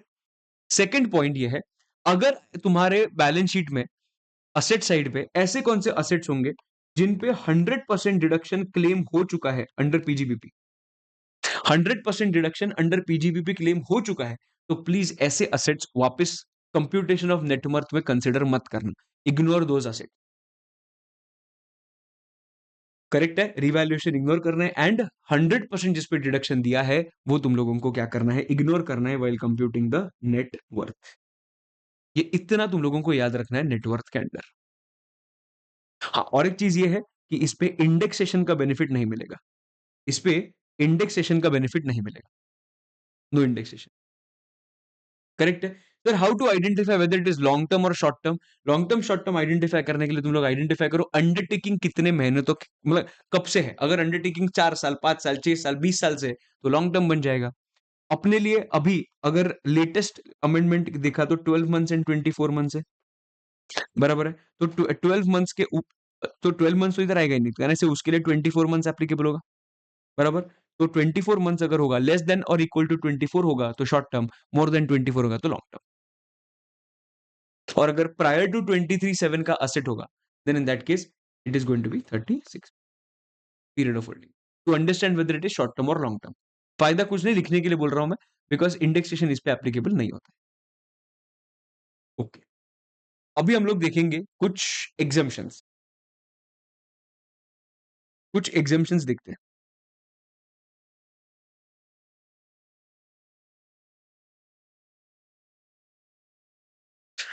एग्जाम्पशंस क्या होता है बेसिकली, मैंने कुछ असेट बेचा, उससे मुझे कुछ पैसा मिला, वो जो पैसा मिला मैंने वो पैसा किधर री इन्वेस्ट कर दिया।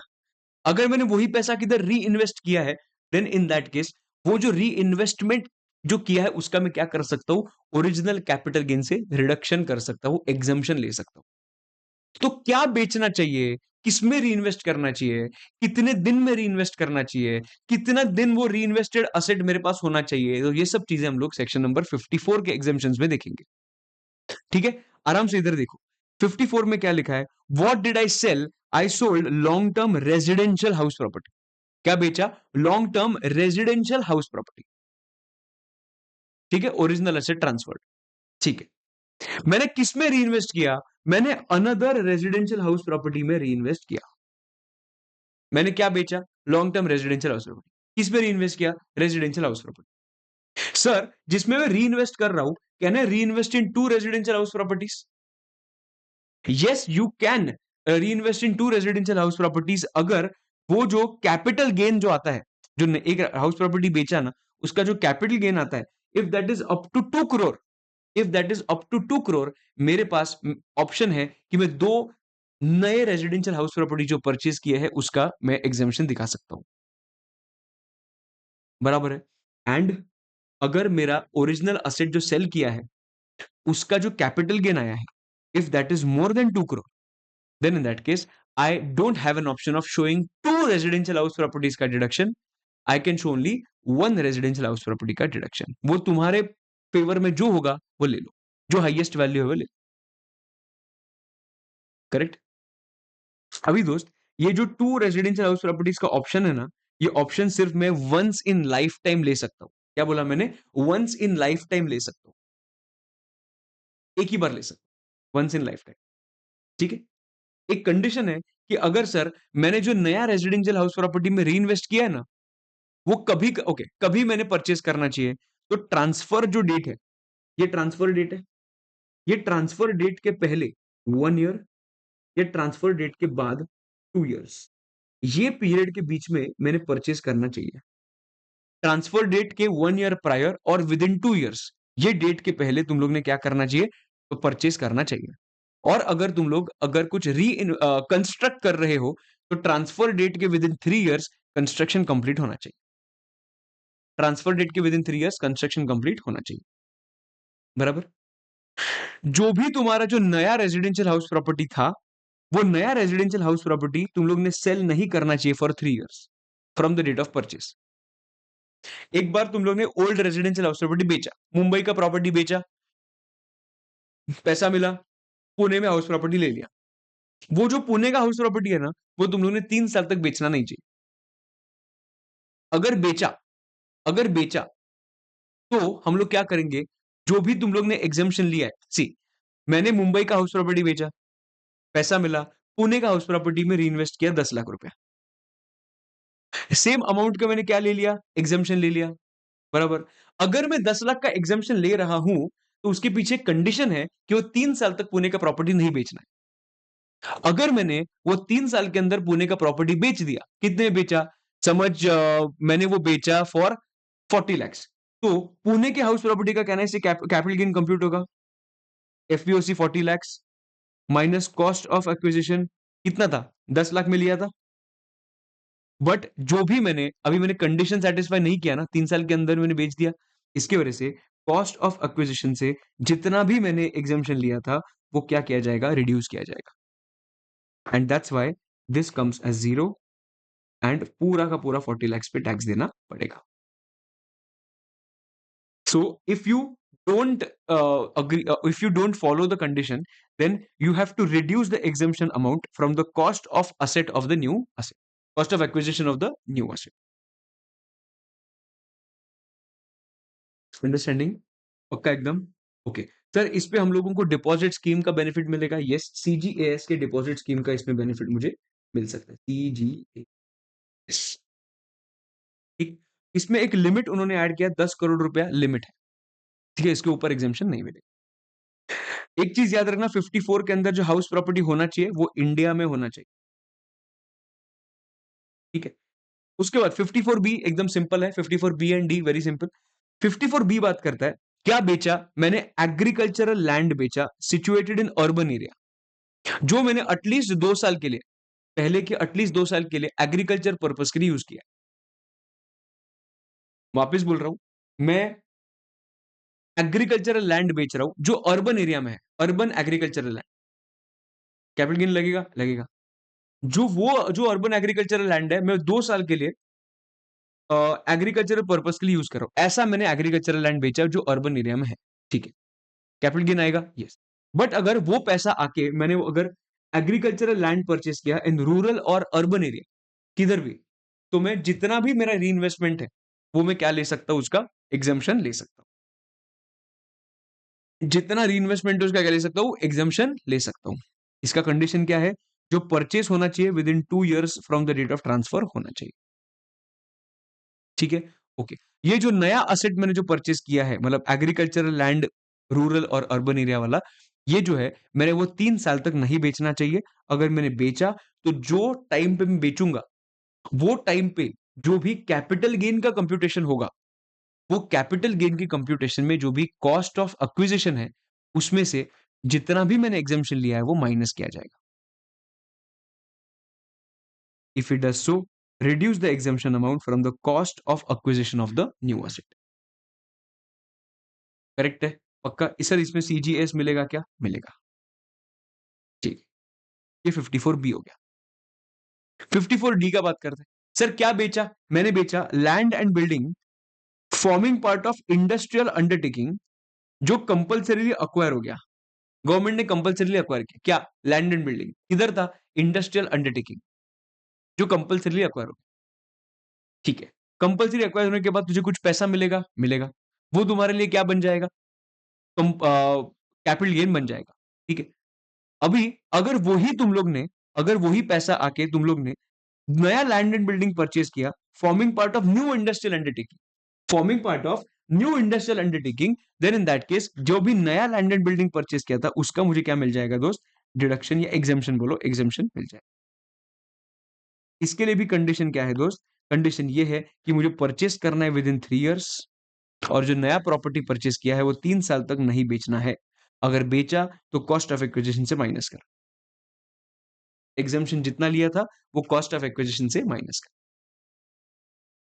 ओके, अभी 54 में क्या था? क्या बेचा? सब लोग इधर देखो, क्या बेचा? रेजिडेंशियल हाउस प्रॉपर्टी बेचा which is long term.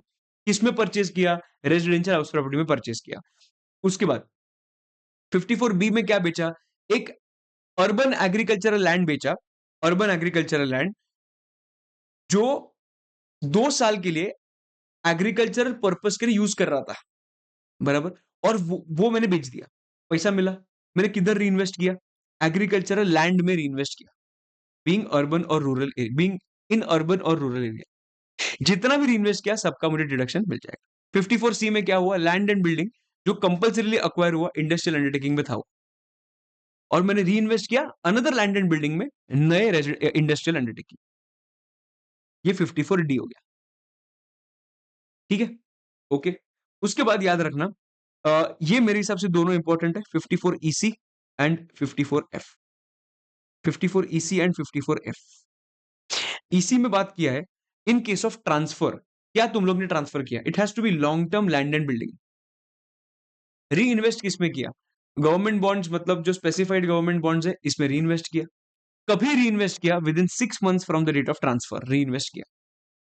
Condition ये है, जो बॉन्ड्स है वो मैंने सेल नहीं करना चाहिए with in 5 years। I should not transfer such bonds with in, I should not transfer such bond with in 5 years। और मैक्सिमम डिडक्शन कितना मिलेगा, 50 लाख रुपीज का मिलेगा। एंड ये जो बॉन्ड्स है वो प्लेज नहीं कर सकते। प्लेज मतलब गिरवी नहीं रख सकते अगेंस्ट लोन, मतलब मैं ये रखा, बॉन्ड्स तुम्हारे पास दिए और इन रिटर्न मैंने लोन लिया, ऐसा नहीं कर सकते। ठीक है, ये हो गया 54EC। याद रहेगा, मैक्सिमम डिडक्शन कितना, 50 lakhs। कभी इन्वेस्ट करना चाहिए, within within within 6 months from the date of transfer. Government security जो है उसमें मैंने री इन्वेस्ट करना चाहिए। ठीक है, ओके, 5 साल तक बेचना नहीं चाहिए। फिर 54F क्या है, 54F बात करता है मैंने कौन सा लॉन्ग टर्म कैपिटल एसेट बेचा, other than residential house property. Other than residential house property मैंने कुछ कौन सा लॉन्ग टर्म कैपिटल एसेट बेचा। फॉर एग्जाम्पल मैंने गोल्ड बेचा, मैंने क्या बेचा, गोल्ड बेचा। ठीक है, गोल्ड बेचा और मैंने क्या परचेज किया, समझ, मैंने री इन्वेस्ट किया है रेजिडेंशियल हाउस प्रॉपर्टी में। Basically, you are transferring any long-term capital asset other than residential house property and you are purchasing residential house property। ठीक है, ओके।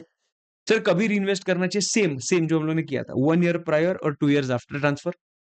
कंस्ट्रक्शन करना है तो construction should be completed with in 3 years। ठीक है, okay, इधर तक क्लियर है।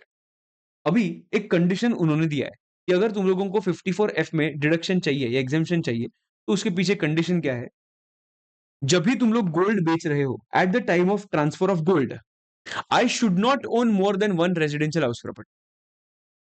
मेरे पास एक रेजिडेंशियल हाउस प्रॉपर्टी है, गोल्ड बेच दिया, और मैंने और एक रेजिडेंशियल हाउस प्रॉपर्टी उसमें उससे परचेज किया, विच इज फाइन, ये चलेगा। तुम्हारे पास एग्जिस्टेंस में एक ही रेजिडेंशियल हाउस प्रॉपर्टी होना चाहिए। मतलब देखो, वन रेजिडेंशियल हाउस प्रॉपर्टी है मुंबई में एंड 3 kg का गोल्ड है, वो मैंने सेल कर दिया, री इन्वेस्ट करके रेजिडेंशियल हाउस प्रॉपर्टी परचेज किया, चलेगा, चलेगा, करेक्ट। बट मेरे पास ऑलरेडी 2 रेजिडेंशियल हाउस प्रॉपर्टीज है मुंबई में, 3 kg गोल्ड सेल किया और मैंने री इन्वेस्ट किया एक residential house property, no 54F exemption. बराबर, परफेक्ट एकदम, ओके। उसके बाद कंडीशन और एक है कि जो नया रेजिडेंशियल हाउस प्रॉपर्टी है should not be sold within 3 years। ये तो सेम है, ये तो सेम है, बट इसका कॉन्सिक्वेंस थोड़ा अलग है। अगर तूने विद इन 3 years जो नया रेजिडेंशियल हाउस प्रॉपर्टी को बेच दिया, then in that case usually हम लोग क्या करते हैं, जब भी बेचेंगे, जब भी बेच रहा है तू विद इन 3 years, उसके कॉस्ट ऑफ एक्विजिशन से माइनस करते हैं, बराबर है। बट 54F में कॉस्ट से माइनस नहीं करना है, यू एडेड टू इनकम। उन्होंने बोला, क्या बोला उन्होंने, कॉस्ट से माइनस मत कर, तू इनकम में ही ऐड कर ले, दोनों का ट्रीटमेंट इज द सेम, मतलब इंपैक्ट सेम आएगा ultimately. If sold within 3 years it will be taxable as long term capital gains. ये कॉस्ट से माइनस मत कर, बराबर।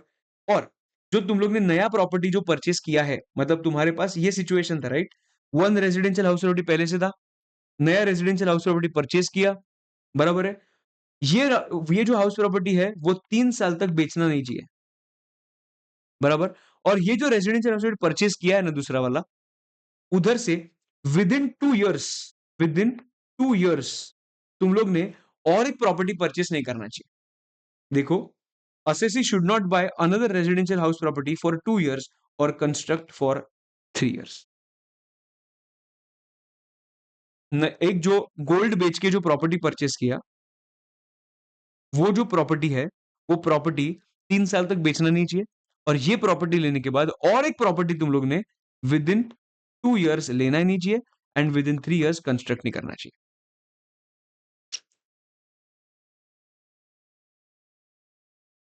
करेक्ट।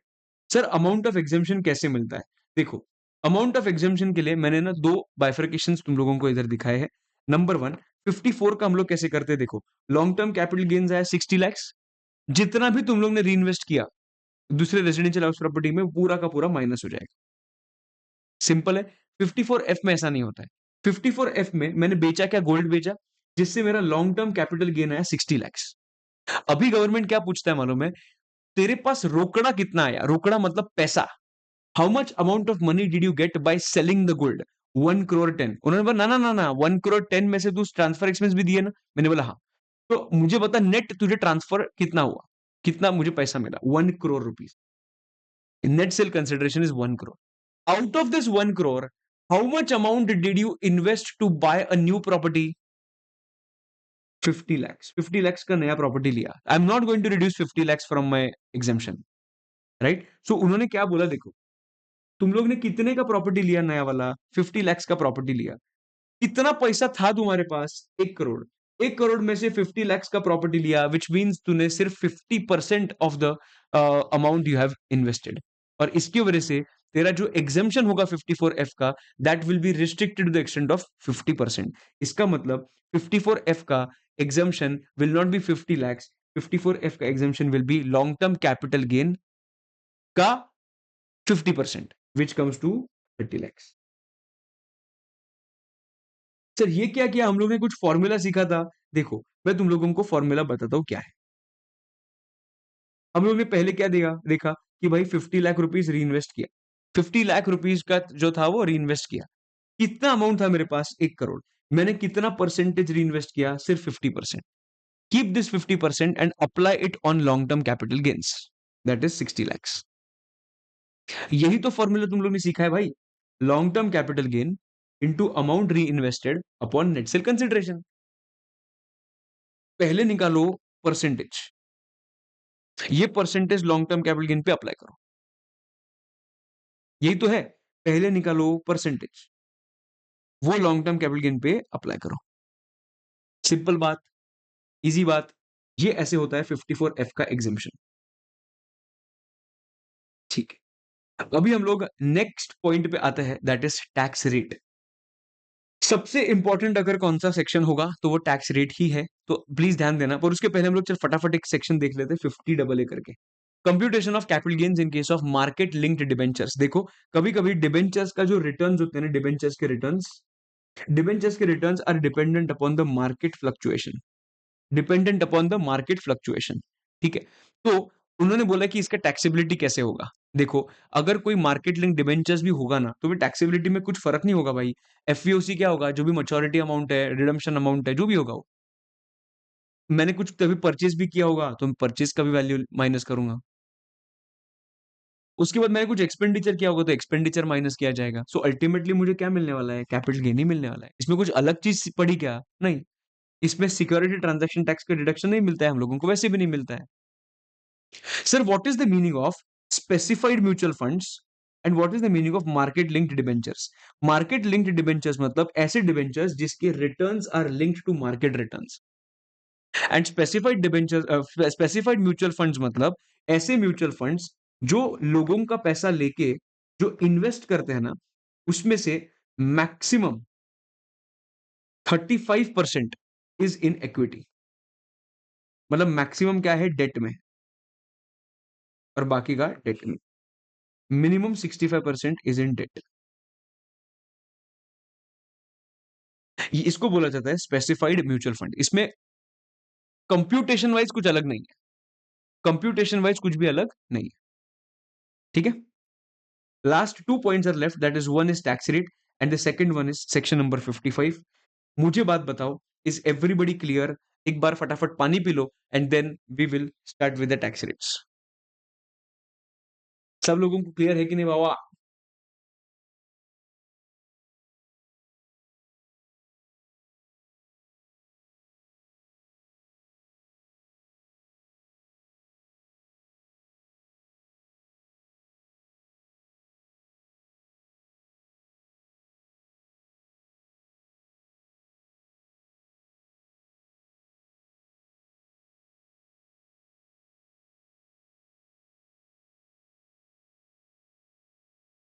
ठीक है, आ जाओ।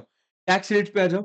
टैक्स रेट्स में सबसे पहले हम लोग दो सेक्शंस देखेंगे, section number 112 A and section number 112। Long term का पहले बात करेंगे, सेक्शन नंबर 112 ए एंड 112।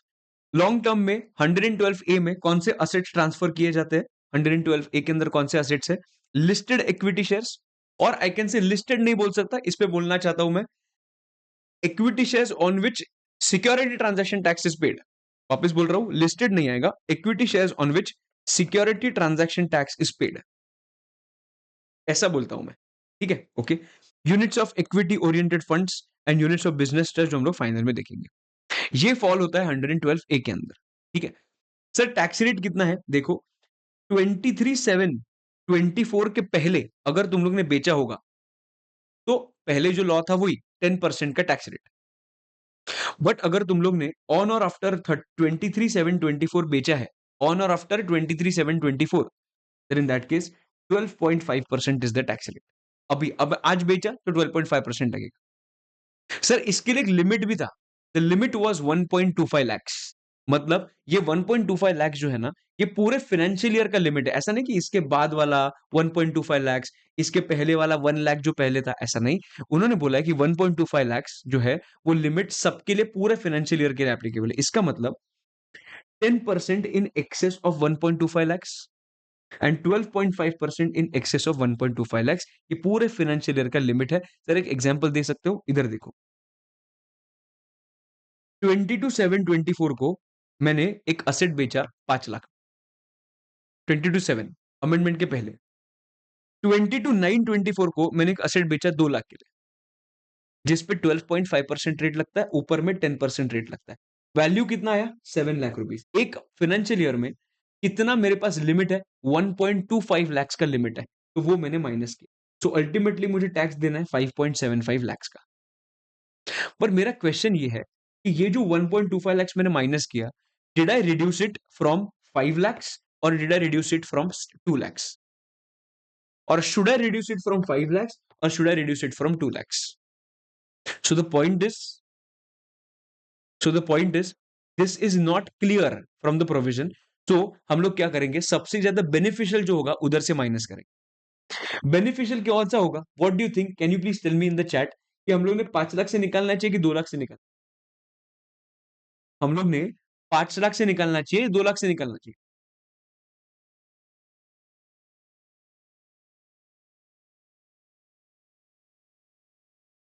कहने से 2 लाख से निकालना चाहिए बिकॉज उसका tax rate is the highest ना।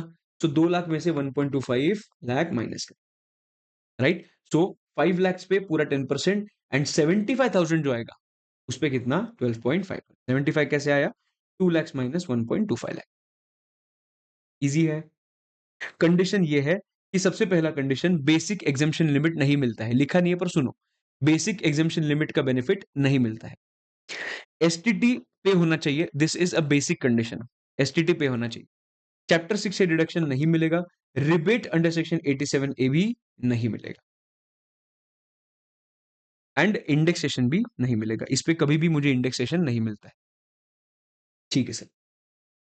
अभी मैं तुम लोगों को एक चीज बता रहा हूं जिसके वजह से पूरा मतलब पूरा इंडस्ट्री हिल गया। जो है बात कर रहा हूं मैं 112 के बारे में। सब लोग इधर देखना, 112 के बारे में बात कर रहा हूं। उन्होंने 23/7/24 के बाद, ऑन और आफ्टर 23/7/24 के बाद जो असेट्स ट्रांसफर हुए, उनके लिए बोल दिया कि इंडेक्सेशन जो तुम लोगों को पहले मिलता था वो इंडेक्सेशन अभी नहीं मिलेगा। जो पहले इंडेक्सेशन मिलता था वो इंडेक्सेशन अभी नहीं मिलेगा। मतलब सीधा का सीधा हम लोग क्या करेंगे, एक्चुअल कॉस्ट जो होगा वो माइनस कर। ये मैं कभी का बात कर रहा हूं, जब भी ऑन और आफ्टर 23/7/24 असेट्स ट्रांसफर होते हैं तो उस पे इंडेक्सेशन नहीं मिलता है। ओके, अभी ये तो एकदम स्ट्रिक्ट कर दिया रूल। बट अगर वो असेट्स जो ट्रांसफर हुए हैं 23/7/24 के बाद, अगर वो असेट्स है लैंड, बिल्डिंग और both, then in that case indexation का ऑप्शन दिया गया। ऑप्शन में क्या बोला?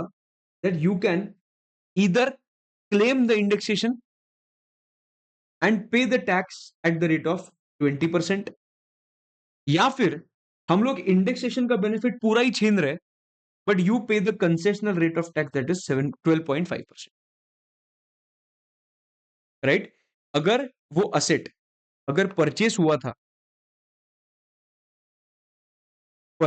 था प्रायर टू 23/7/24 एंड सेल हुआ है ऑन और आफ्टर 23/7/24, अगर वो अदर असेट्स के बारे में मैंने बात किया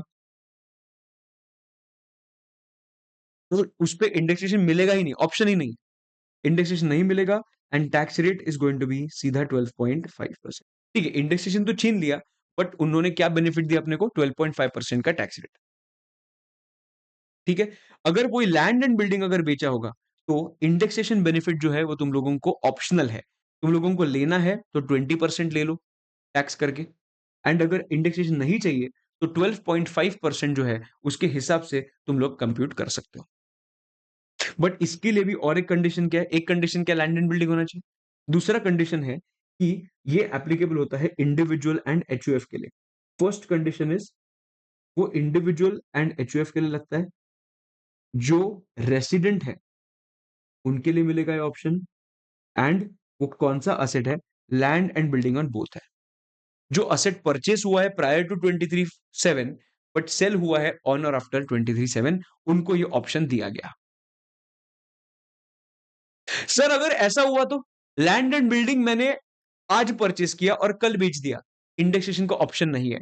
इंडेक्सेशन का ऑप्शन कभी मिलेगा जब ही असेट प्रायर परचेस किया था और आफ्टर सेल हुआ है, तभी सिर्फ इंडेक्सेशन का ऑप्शन मिलेगा। I hope you are clear. अभी हम लोग ना ये पॉइंट्स देखते हैं। देखो, when assets are transferred and assets कौन से हैं 112 के अंदर? All those assets which are not there in 112 A, other than 112 A. Sir rate of tax क्या होगा? देखो, अगर ट्रांसफर हुआ है प्रायर टू 23/7/24, इसमें तो लॉ चेंज हुआ ही नहीं था, तो उसके लिए ओल्ड रेट ही लगेगा, that is 20% with indexation. Easy, okay. अभी अगर ट्रांसफर हुआ है ऑन और आफ्टर 23/7/24, उसमें दो पार्ट थे, normal assets and land and building. सबसे पहले लैंड एंड बिल्डिंग का बात करें। लैंड एंड बिल्डिंग और both acquired before 23/7/24 and sold after 23/7/24, and you are an individual or HUF and you are a resident, तो मेरे पास क्या होता है? ऑप्शन रहता है 20% with indexation, 12.5% without index. But अगर मैं इंडिविजुअल HUF नहीं रहूंगा तो मेरे लिए ऑप्शन है ही नहीं। अगर ऑप्शन है ही नहीं तो 12.5% विदाउट इंडेक्सेशन, राइट? करेक्ट एकदम, ओके। और एक चीज, अगर land and building acquire on और आफ्टर 23/7 हुआ है और सोल्ड भी और आफ्टर हुआ है, तो मैंने क्या बोला था? इसके लिए भी ऑप्शन नहीं है, इसमें सीधा क्या किया जाएगा? 12.5% विदाउट इंडेक्स। समझ रहा है क्या? एंड अदर असेट्स के केस में भी ऑप्शन नहीं है। अदर असेट्स इधर अक्वायर्ड प्रायर टू या after, does not matter, it is 12.5% without indexation, that's it. अगर गोल्ड बेचा, गोल्ड में कभी भी बेचू अभी, मुझे इंडेक्सेशन का बेनिफिट नहीं मिलेगा। इसलिए कंडीशन याद रखो, वो ऑप्शन का कंडीशन क्या है? सबसे पहले एप्लीकेबल होता है इंडिविजुअल HUF के लिए, दूसरा जो है वो एप्लीकेबल होता है रेजिडेंट्स होंगे तो, तीसरा लैंड एंड बिल्डिंग और बोथ है, जो परचेस करना चाहिए ऑन बिफोर 23/7 एंड जो सेल करना चाहिए आफ्टर, तो ऑप्शन मिले। ऑप्शन क्या है? 20% with indexation, 12.5% without indexation, right? So conditions क्या है? कंडीशंस इज चैप्टर 6 से डिडक्शन नहीं मिलेगा, रिबेट अंडर सेक्शन 87A मिलेगा, बेसिक एग्जामेशन लिमिट नहीं मिलेगा, एंड ओनली अनएग्जॉस्टेड बेसिक, वो हम लोग देखते हैं आगे चलके। ठीक है, हम लोग बात करते हैं शॉर्ट टर्म का। इजी एकदम। शॉर्ट टर्म में पहले 111A में क्या टैक्स रेट था याद करो? कुछ 15% था, एक ही चेंज हुआ है, 15% का चेंज होकर 20% हुआ, दैट्स इट। एक ही चेंज हुआ, बाकी everything is the same. Asset transferred, listed equity shares, units of equity oriented funds and units of business trust, ठीक है। टैक्स रेट क्या है? असेट्स ट्रांसफर्ड बिफोर 23/7/24 होगा तो 15%, ऑन और आफ्टर 23/7/24 होगा तो 20%, ठीक है। इधर परचेस कभी किया डज नॉट मैटर, कभी ट्रांसफर हो रहा है दैट मैटर्स, ठीक। Conditions number 1, it is sorry, you will not gate chapter 6 से डिडक्शन। 87A का रिबेट मिल जाएगा, बेसिक एग्जामेशन लिमिट नहीं मिलेगा, ठीक है। डिडक्शन नहीं मिलेगा, लिमिट नहीं मिलेगा, एंड रिबेट बेसिकली मिल जाएगा, ठीक। ओके, उसके बाद जो नॉर्मल रेट्स है, other other short term capital assets जो है, जो इसमें फॉल नहीं होते, गोल्ड है फॉर एग्जांपल, तो इधर आएगा। तो एवरी असेसी के नेचर पे टैक्स होगा, मतलब अगर वो इंडिविजुअल होगा तो स्लैब रेट लगेगा, कंपनी होगा तो 30 लगेगा, फर्म होगा तो 30 लगेगा। अंडरस्टैंडिंग, ठीक है। Concept of unexhausted basic exemption limit, एकदम सिंपल बात है भाई। देखो इधर एक बात करते हैं कि इंडिविजुअल है 44 इयर्स का, नॉर्मल स्कीम में है, ठीक है। बेसिक एग्जामेशन लिमिट कितना है? 2.5 लाख। अभी हम लोग ने देखा था 112A, 112 या 111A, ये तीनों सेक्शंस में बेसिक एग्जामेशन लिमिट का बेनिफिट नहीं मिलता है, ठीक है। नाउ मेरा इनकम में आईएफओएस है 2 लाख का एंड 112 का 5 लाख है। नाउ कह रहे हैं मेरा basic exemption limit 2.5 lakh, but मैं यूटिलाइज मैं 2 लाख पे कर सकता हूं, 5 लाख पे नहीं कर सकता। सो कहने से I am utilising this entire basic exemption limit, और इसमें से भी 50,000 मेरा लिमिट बच रहा है विच इज अनएग्जॉस्टेड। जो 50,000 रुपीज का अमाउंट बच रहा है which is unexhausted, I will be able to use this unexhausted basic exemption limit against this special income of 112. So basic exemption limit will be first utilized against IFOS.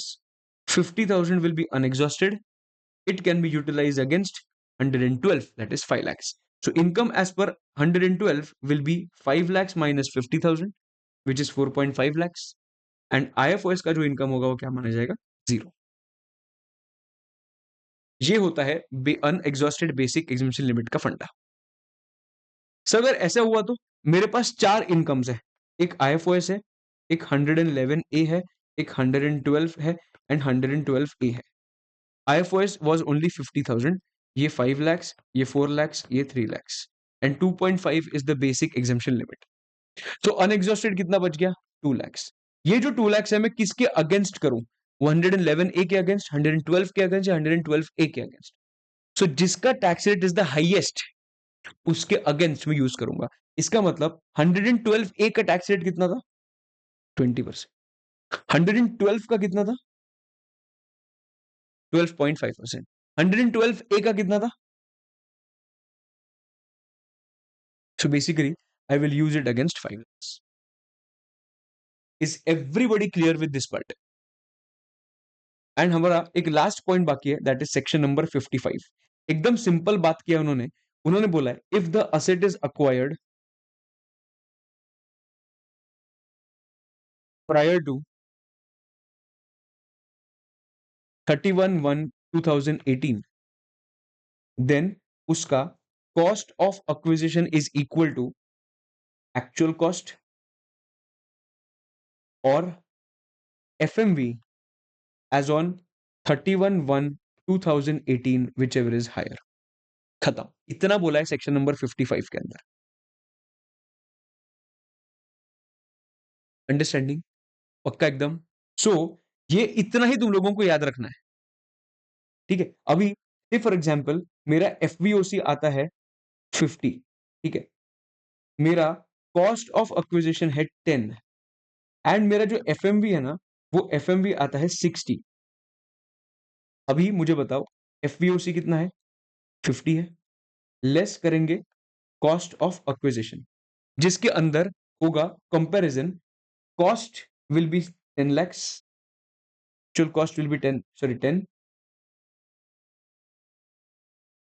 or FMV that is 60, whichever is higher comes to 60. But will I be able to put 60 here? No, I can't have negative, I can't have a loss because of this section 55.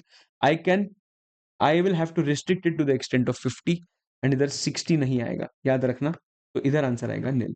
पर sir हम लोग ने इधर एक formula देखा था, यही चीज तुम लोग ने फॉर्मूला में देखी थी। तुम लोगों को मैं प्रूव करता हूँ कि फॉर्मूला के अंदर तुम लोग ने क्या देखा था। कॉस्ट ऑफ एक्विजिशन कितना था? 10 था। यस। एफएमवी एज ऑन 31/1/18 कितना था? देखो 60 था। सर एफवीओसी कितना था? 50 था। तो सबसे पहले विच एवर इज लोअर क्या आता है? 50। सो 50 और 10 विच एवर इज हायर क्या आता है? 50। सो 50 का एग्जामेशन मिला, फिर 50 का कॉस्ट मिला, तो इधर क्या लिया हम लोग ने? 50। बेसिकली यही चीज याद रखनी है। एज पर सेक्शन 55 जो भी आंसर आएगा, that answer should not exceed the full value of consideration. बस इतना याद रखो, फॉर्मूला बन जाएगा ऑटोमेटिकली। अंडरस्टैंडिंग? तो जब भी हम लोग 31/1/2018 का हम लोग जब भी प्राइस लेंगे, वो प्राइस में एग्जाम में दिया होगा lowest price, average price and highest price. हम लोगों को हाईएस्ट प्राइस लेनी है। हम लोगों को क्या लेनी है? 31/1/18 की वो असेट की हाईएस्ट प्राइस लेनी है। भाई समझा कि नहीं? Yes. And this is how, भाइयों और बहनों, हम लोग ने ये कैपिटल गेन का चैप्टर कंप्लीट किया है। Approximately we have taken 1 hour 40 minutes to complete this entire chapter, but of course I tried my level best to make it as crisp as possible, as crispy as possible, crisp as possible. So I hope that तुम लोगों को ये सब कुछ समझा होगा। And जरा बताओ यार कैसे लगा यार, तुम लोग क्या है देख रहे हो सिर्फ? बताओ जरा कैसे, थोड़ा हेल्पफुल था कि नहीं? तो ये अपना कल पीजीबीपी खत्म हो गया, आज कैपिटल गेन खत्म हुआ, रेजिडेंशियल स्टेटस खत्म हुआ है एंड हाउस प्रॉपर्टी खत्म हुआ है। सो कैपिटल गेन के लिए भी हम लोग ने कुछ 1 hour 40 minutes के अंदर पूरा का पूरा कंप्लीट कर दिया। ठीक है, परफेक्ट, एकदम सही है। अभी कल के सेशन में हम लोग मिलेंगे। आई थिंक कल मैं देखता हूँ क्या है, आई गेस आईएफओ ऐसा कुछ होगा, सैलरी होगा। I just have a look at it. हम लोग कल मिलेंगे and tomorrow will continue with the next series, next section of our series of super revision series. ठीक है, तो अभी हम लोग कल मिलेंगे and let's finish in the best manner, जैसे हम लोग ये 4 चैप्टर्स खत्म किए। ठीक है, ज्यादा टाइम नहीं लूंगा।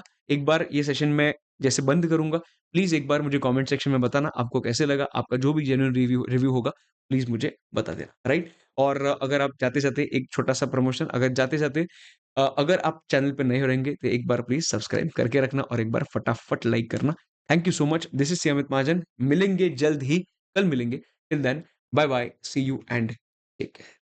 Bye bye bye bye bye. आराम से सो जाओ, अभी मस्त एकदम रिवाइज करो फटाफट फटाफट और मस्त सो जाओ, आराम करो या सो जाओ, जो भी करना है करो। पर एक चीज है, तुम लोगों को मैं और एक चीज बोलना चाहता हूँ कि यार, टेक सफिशिएंट स्लीप।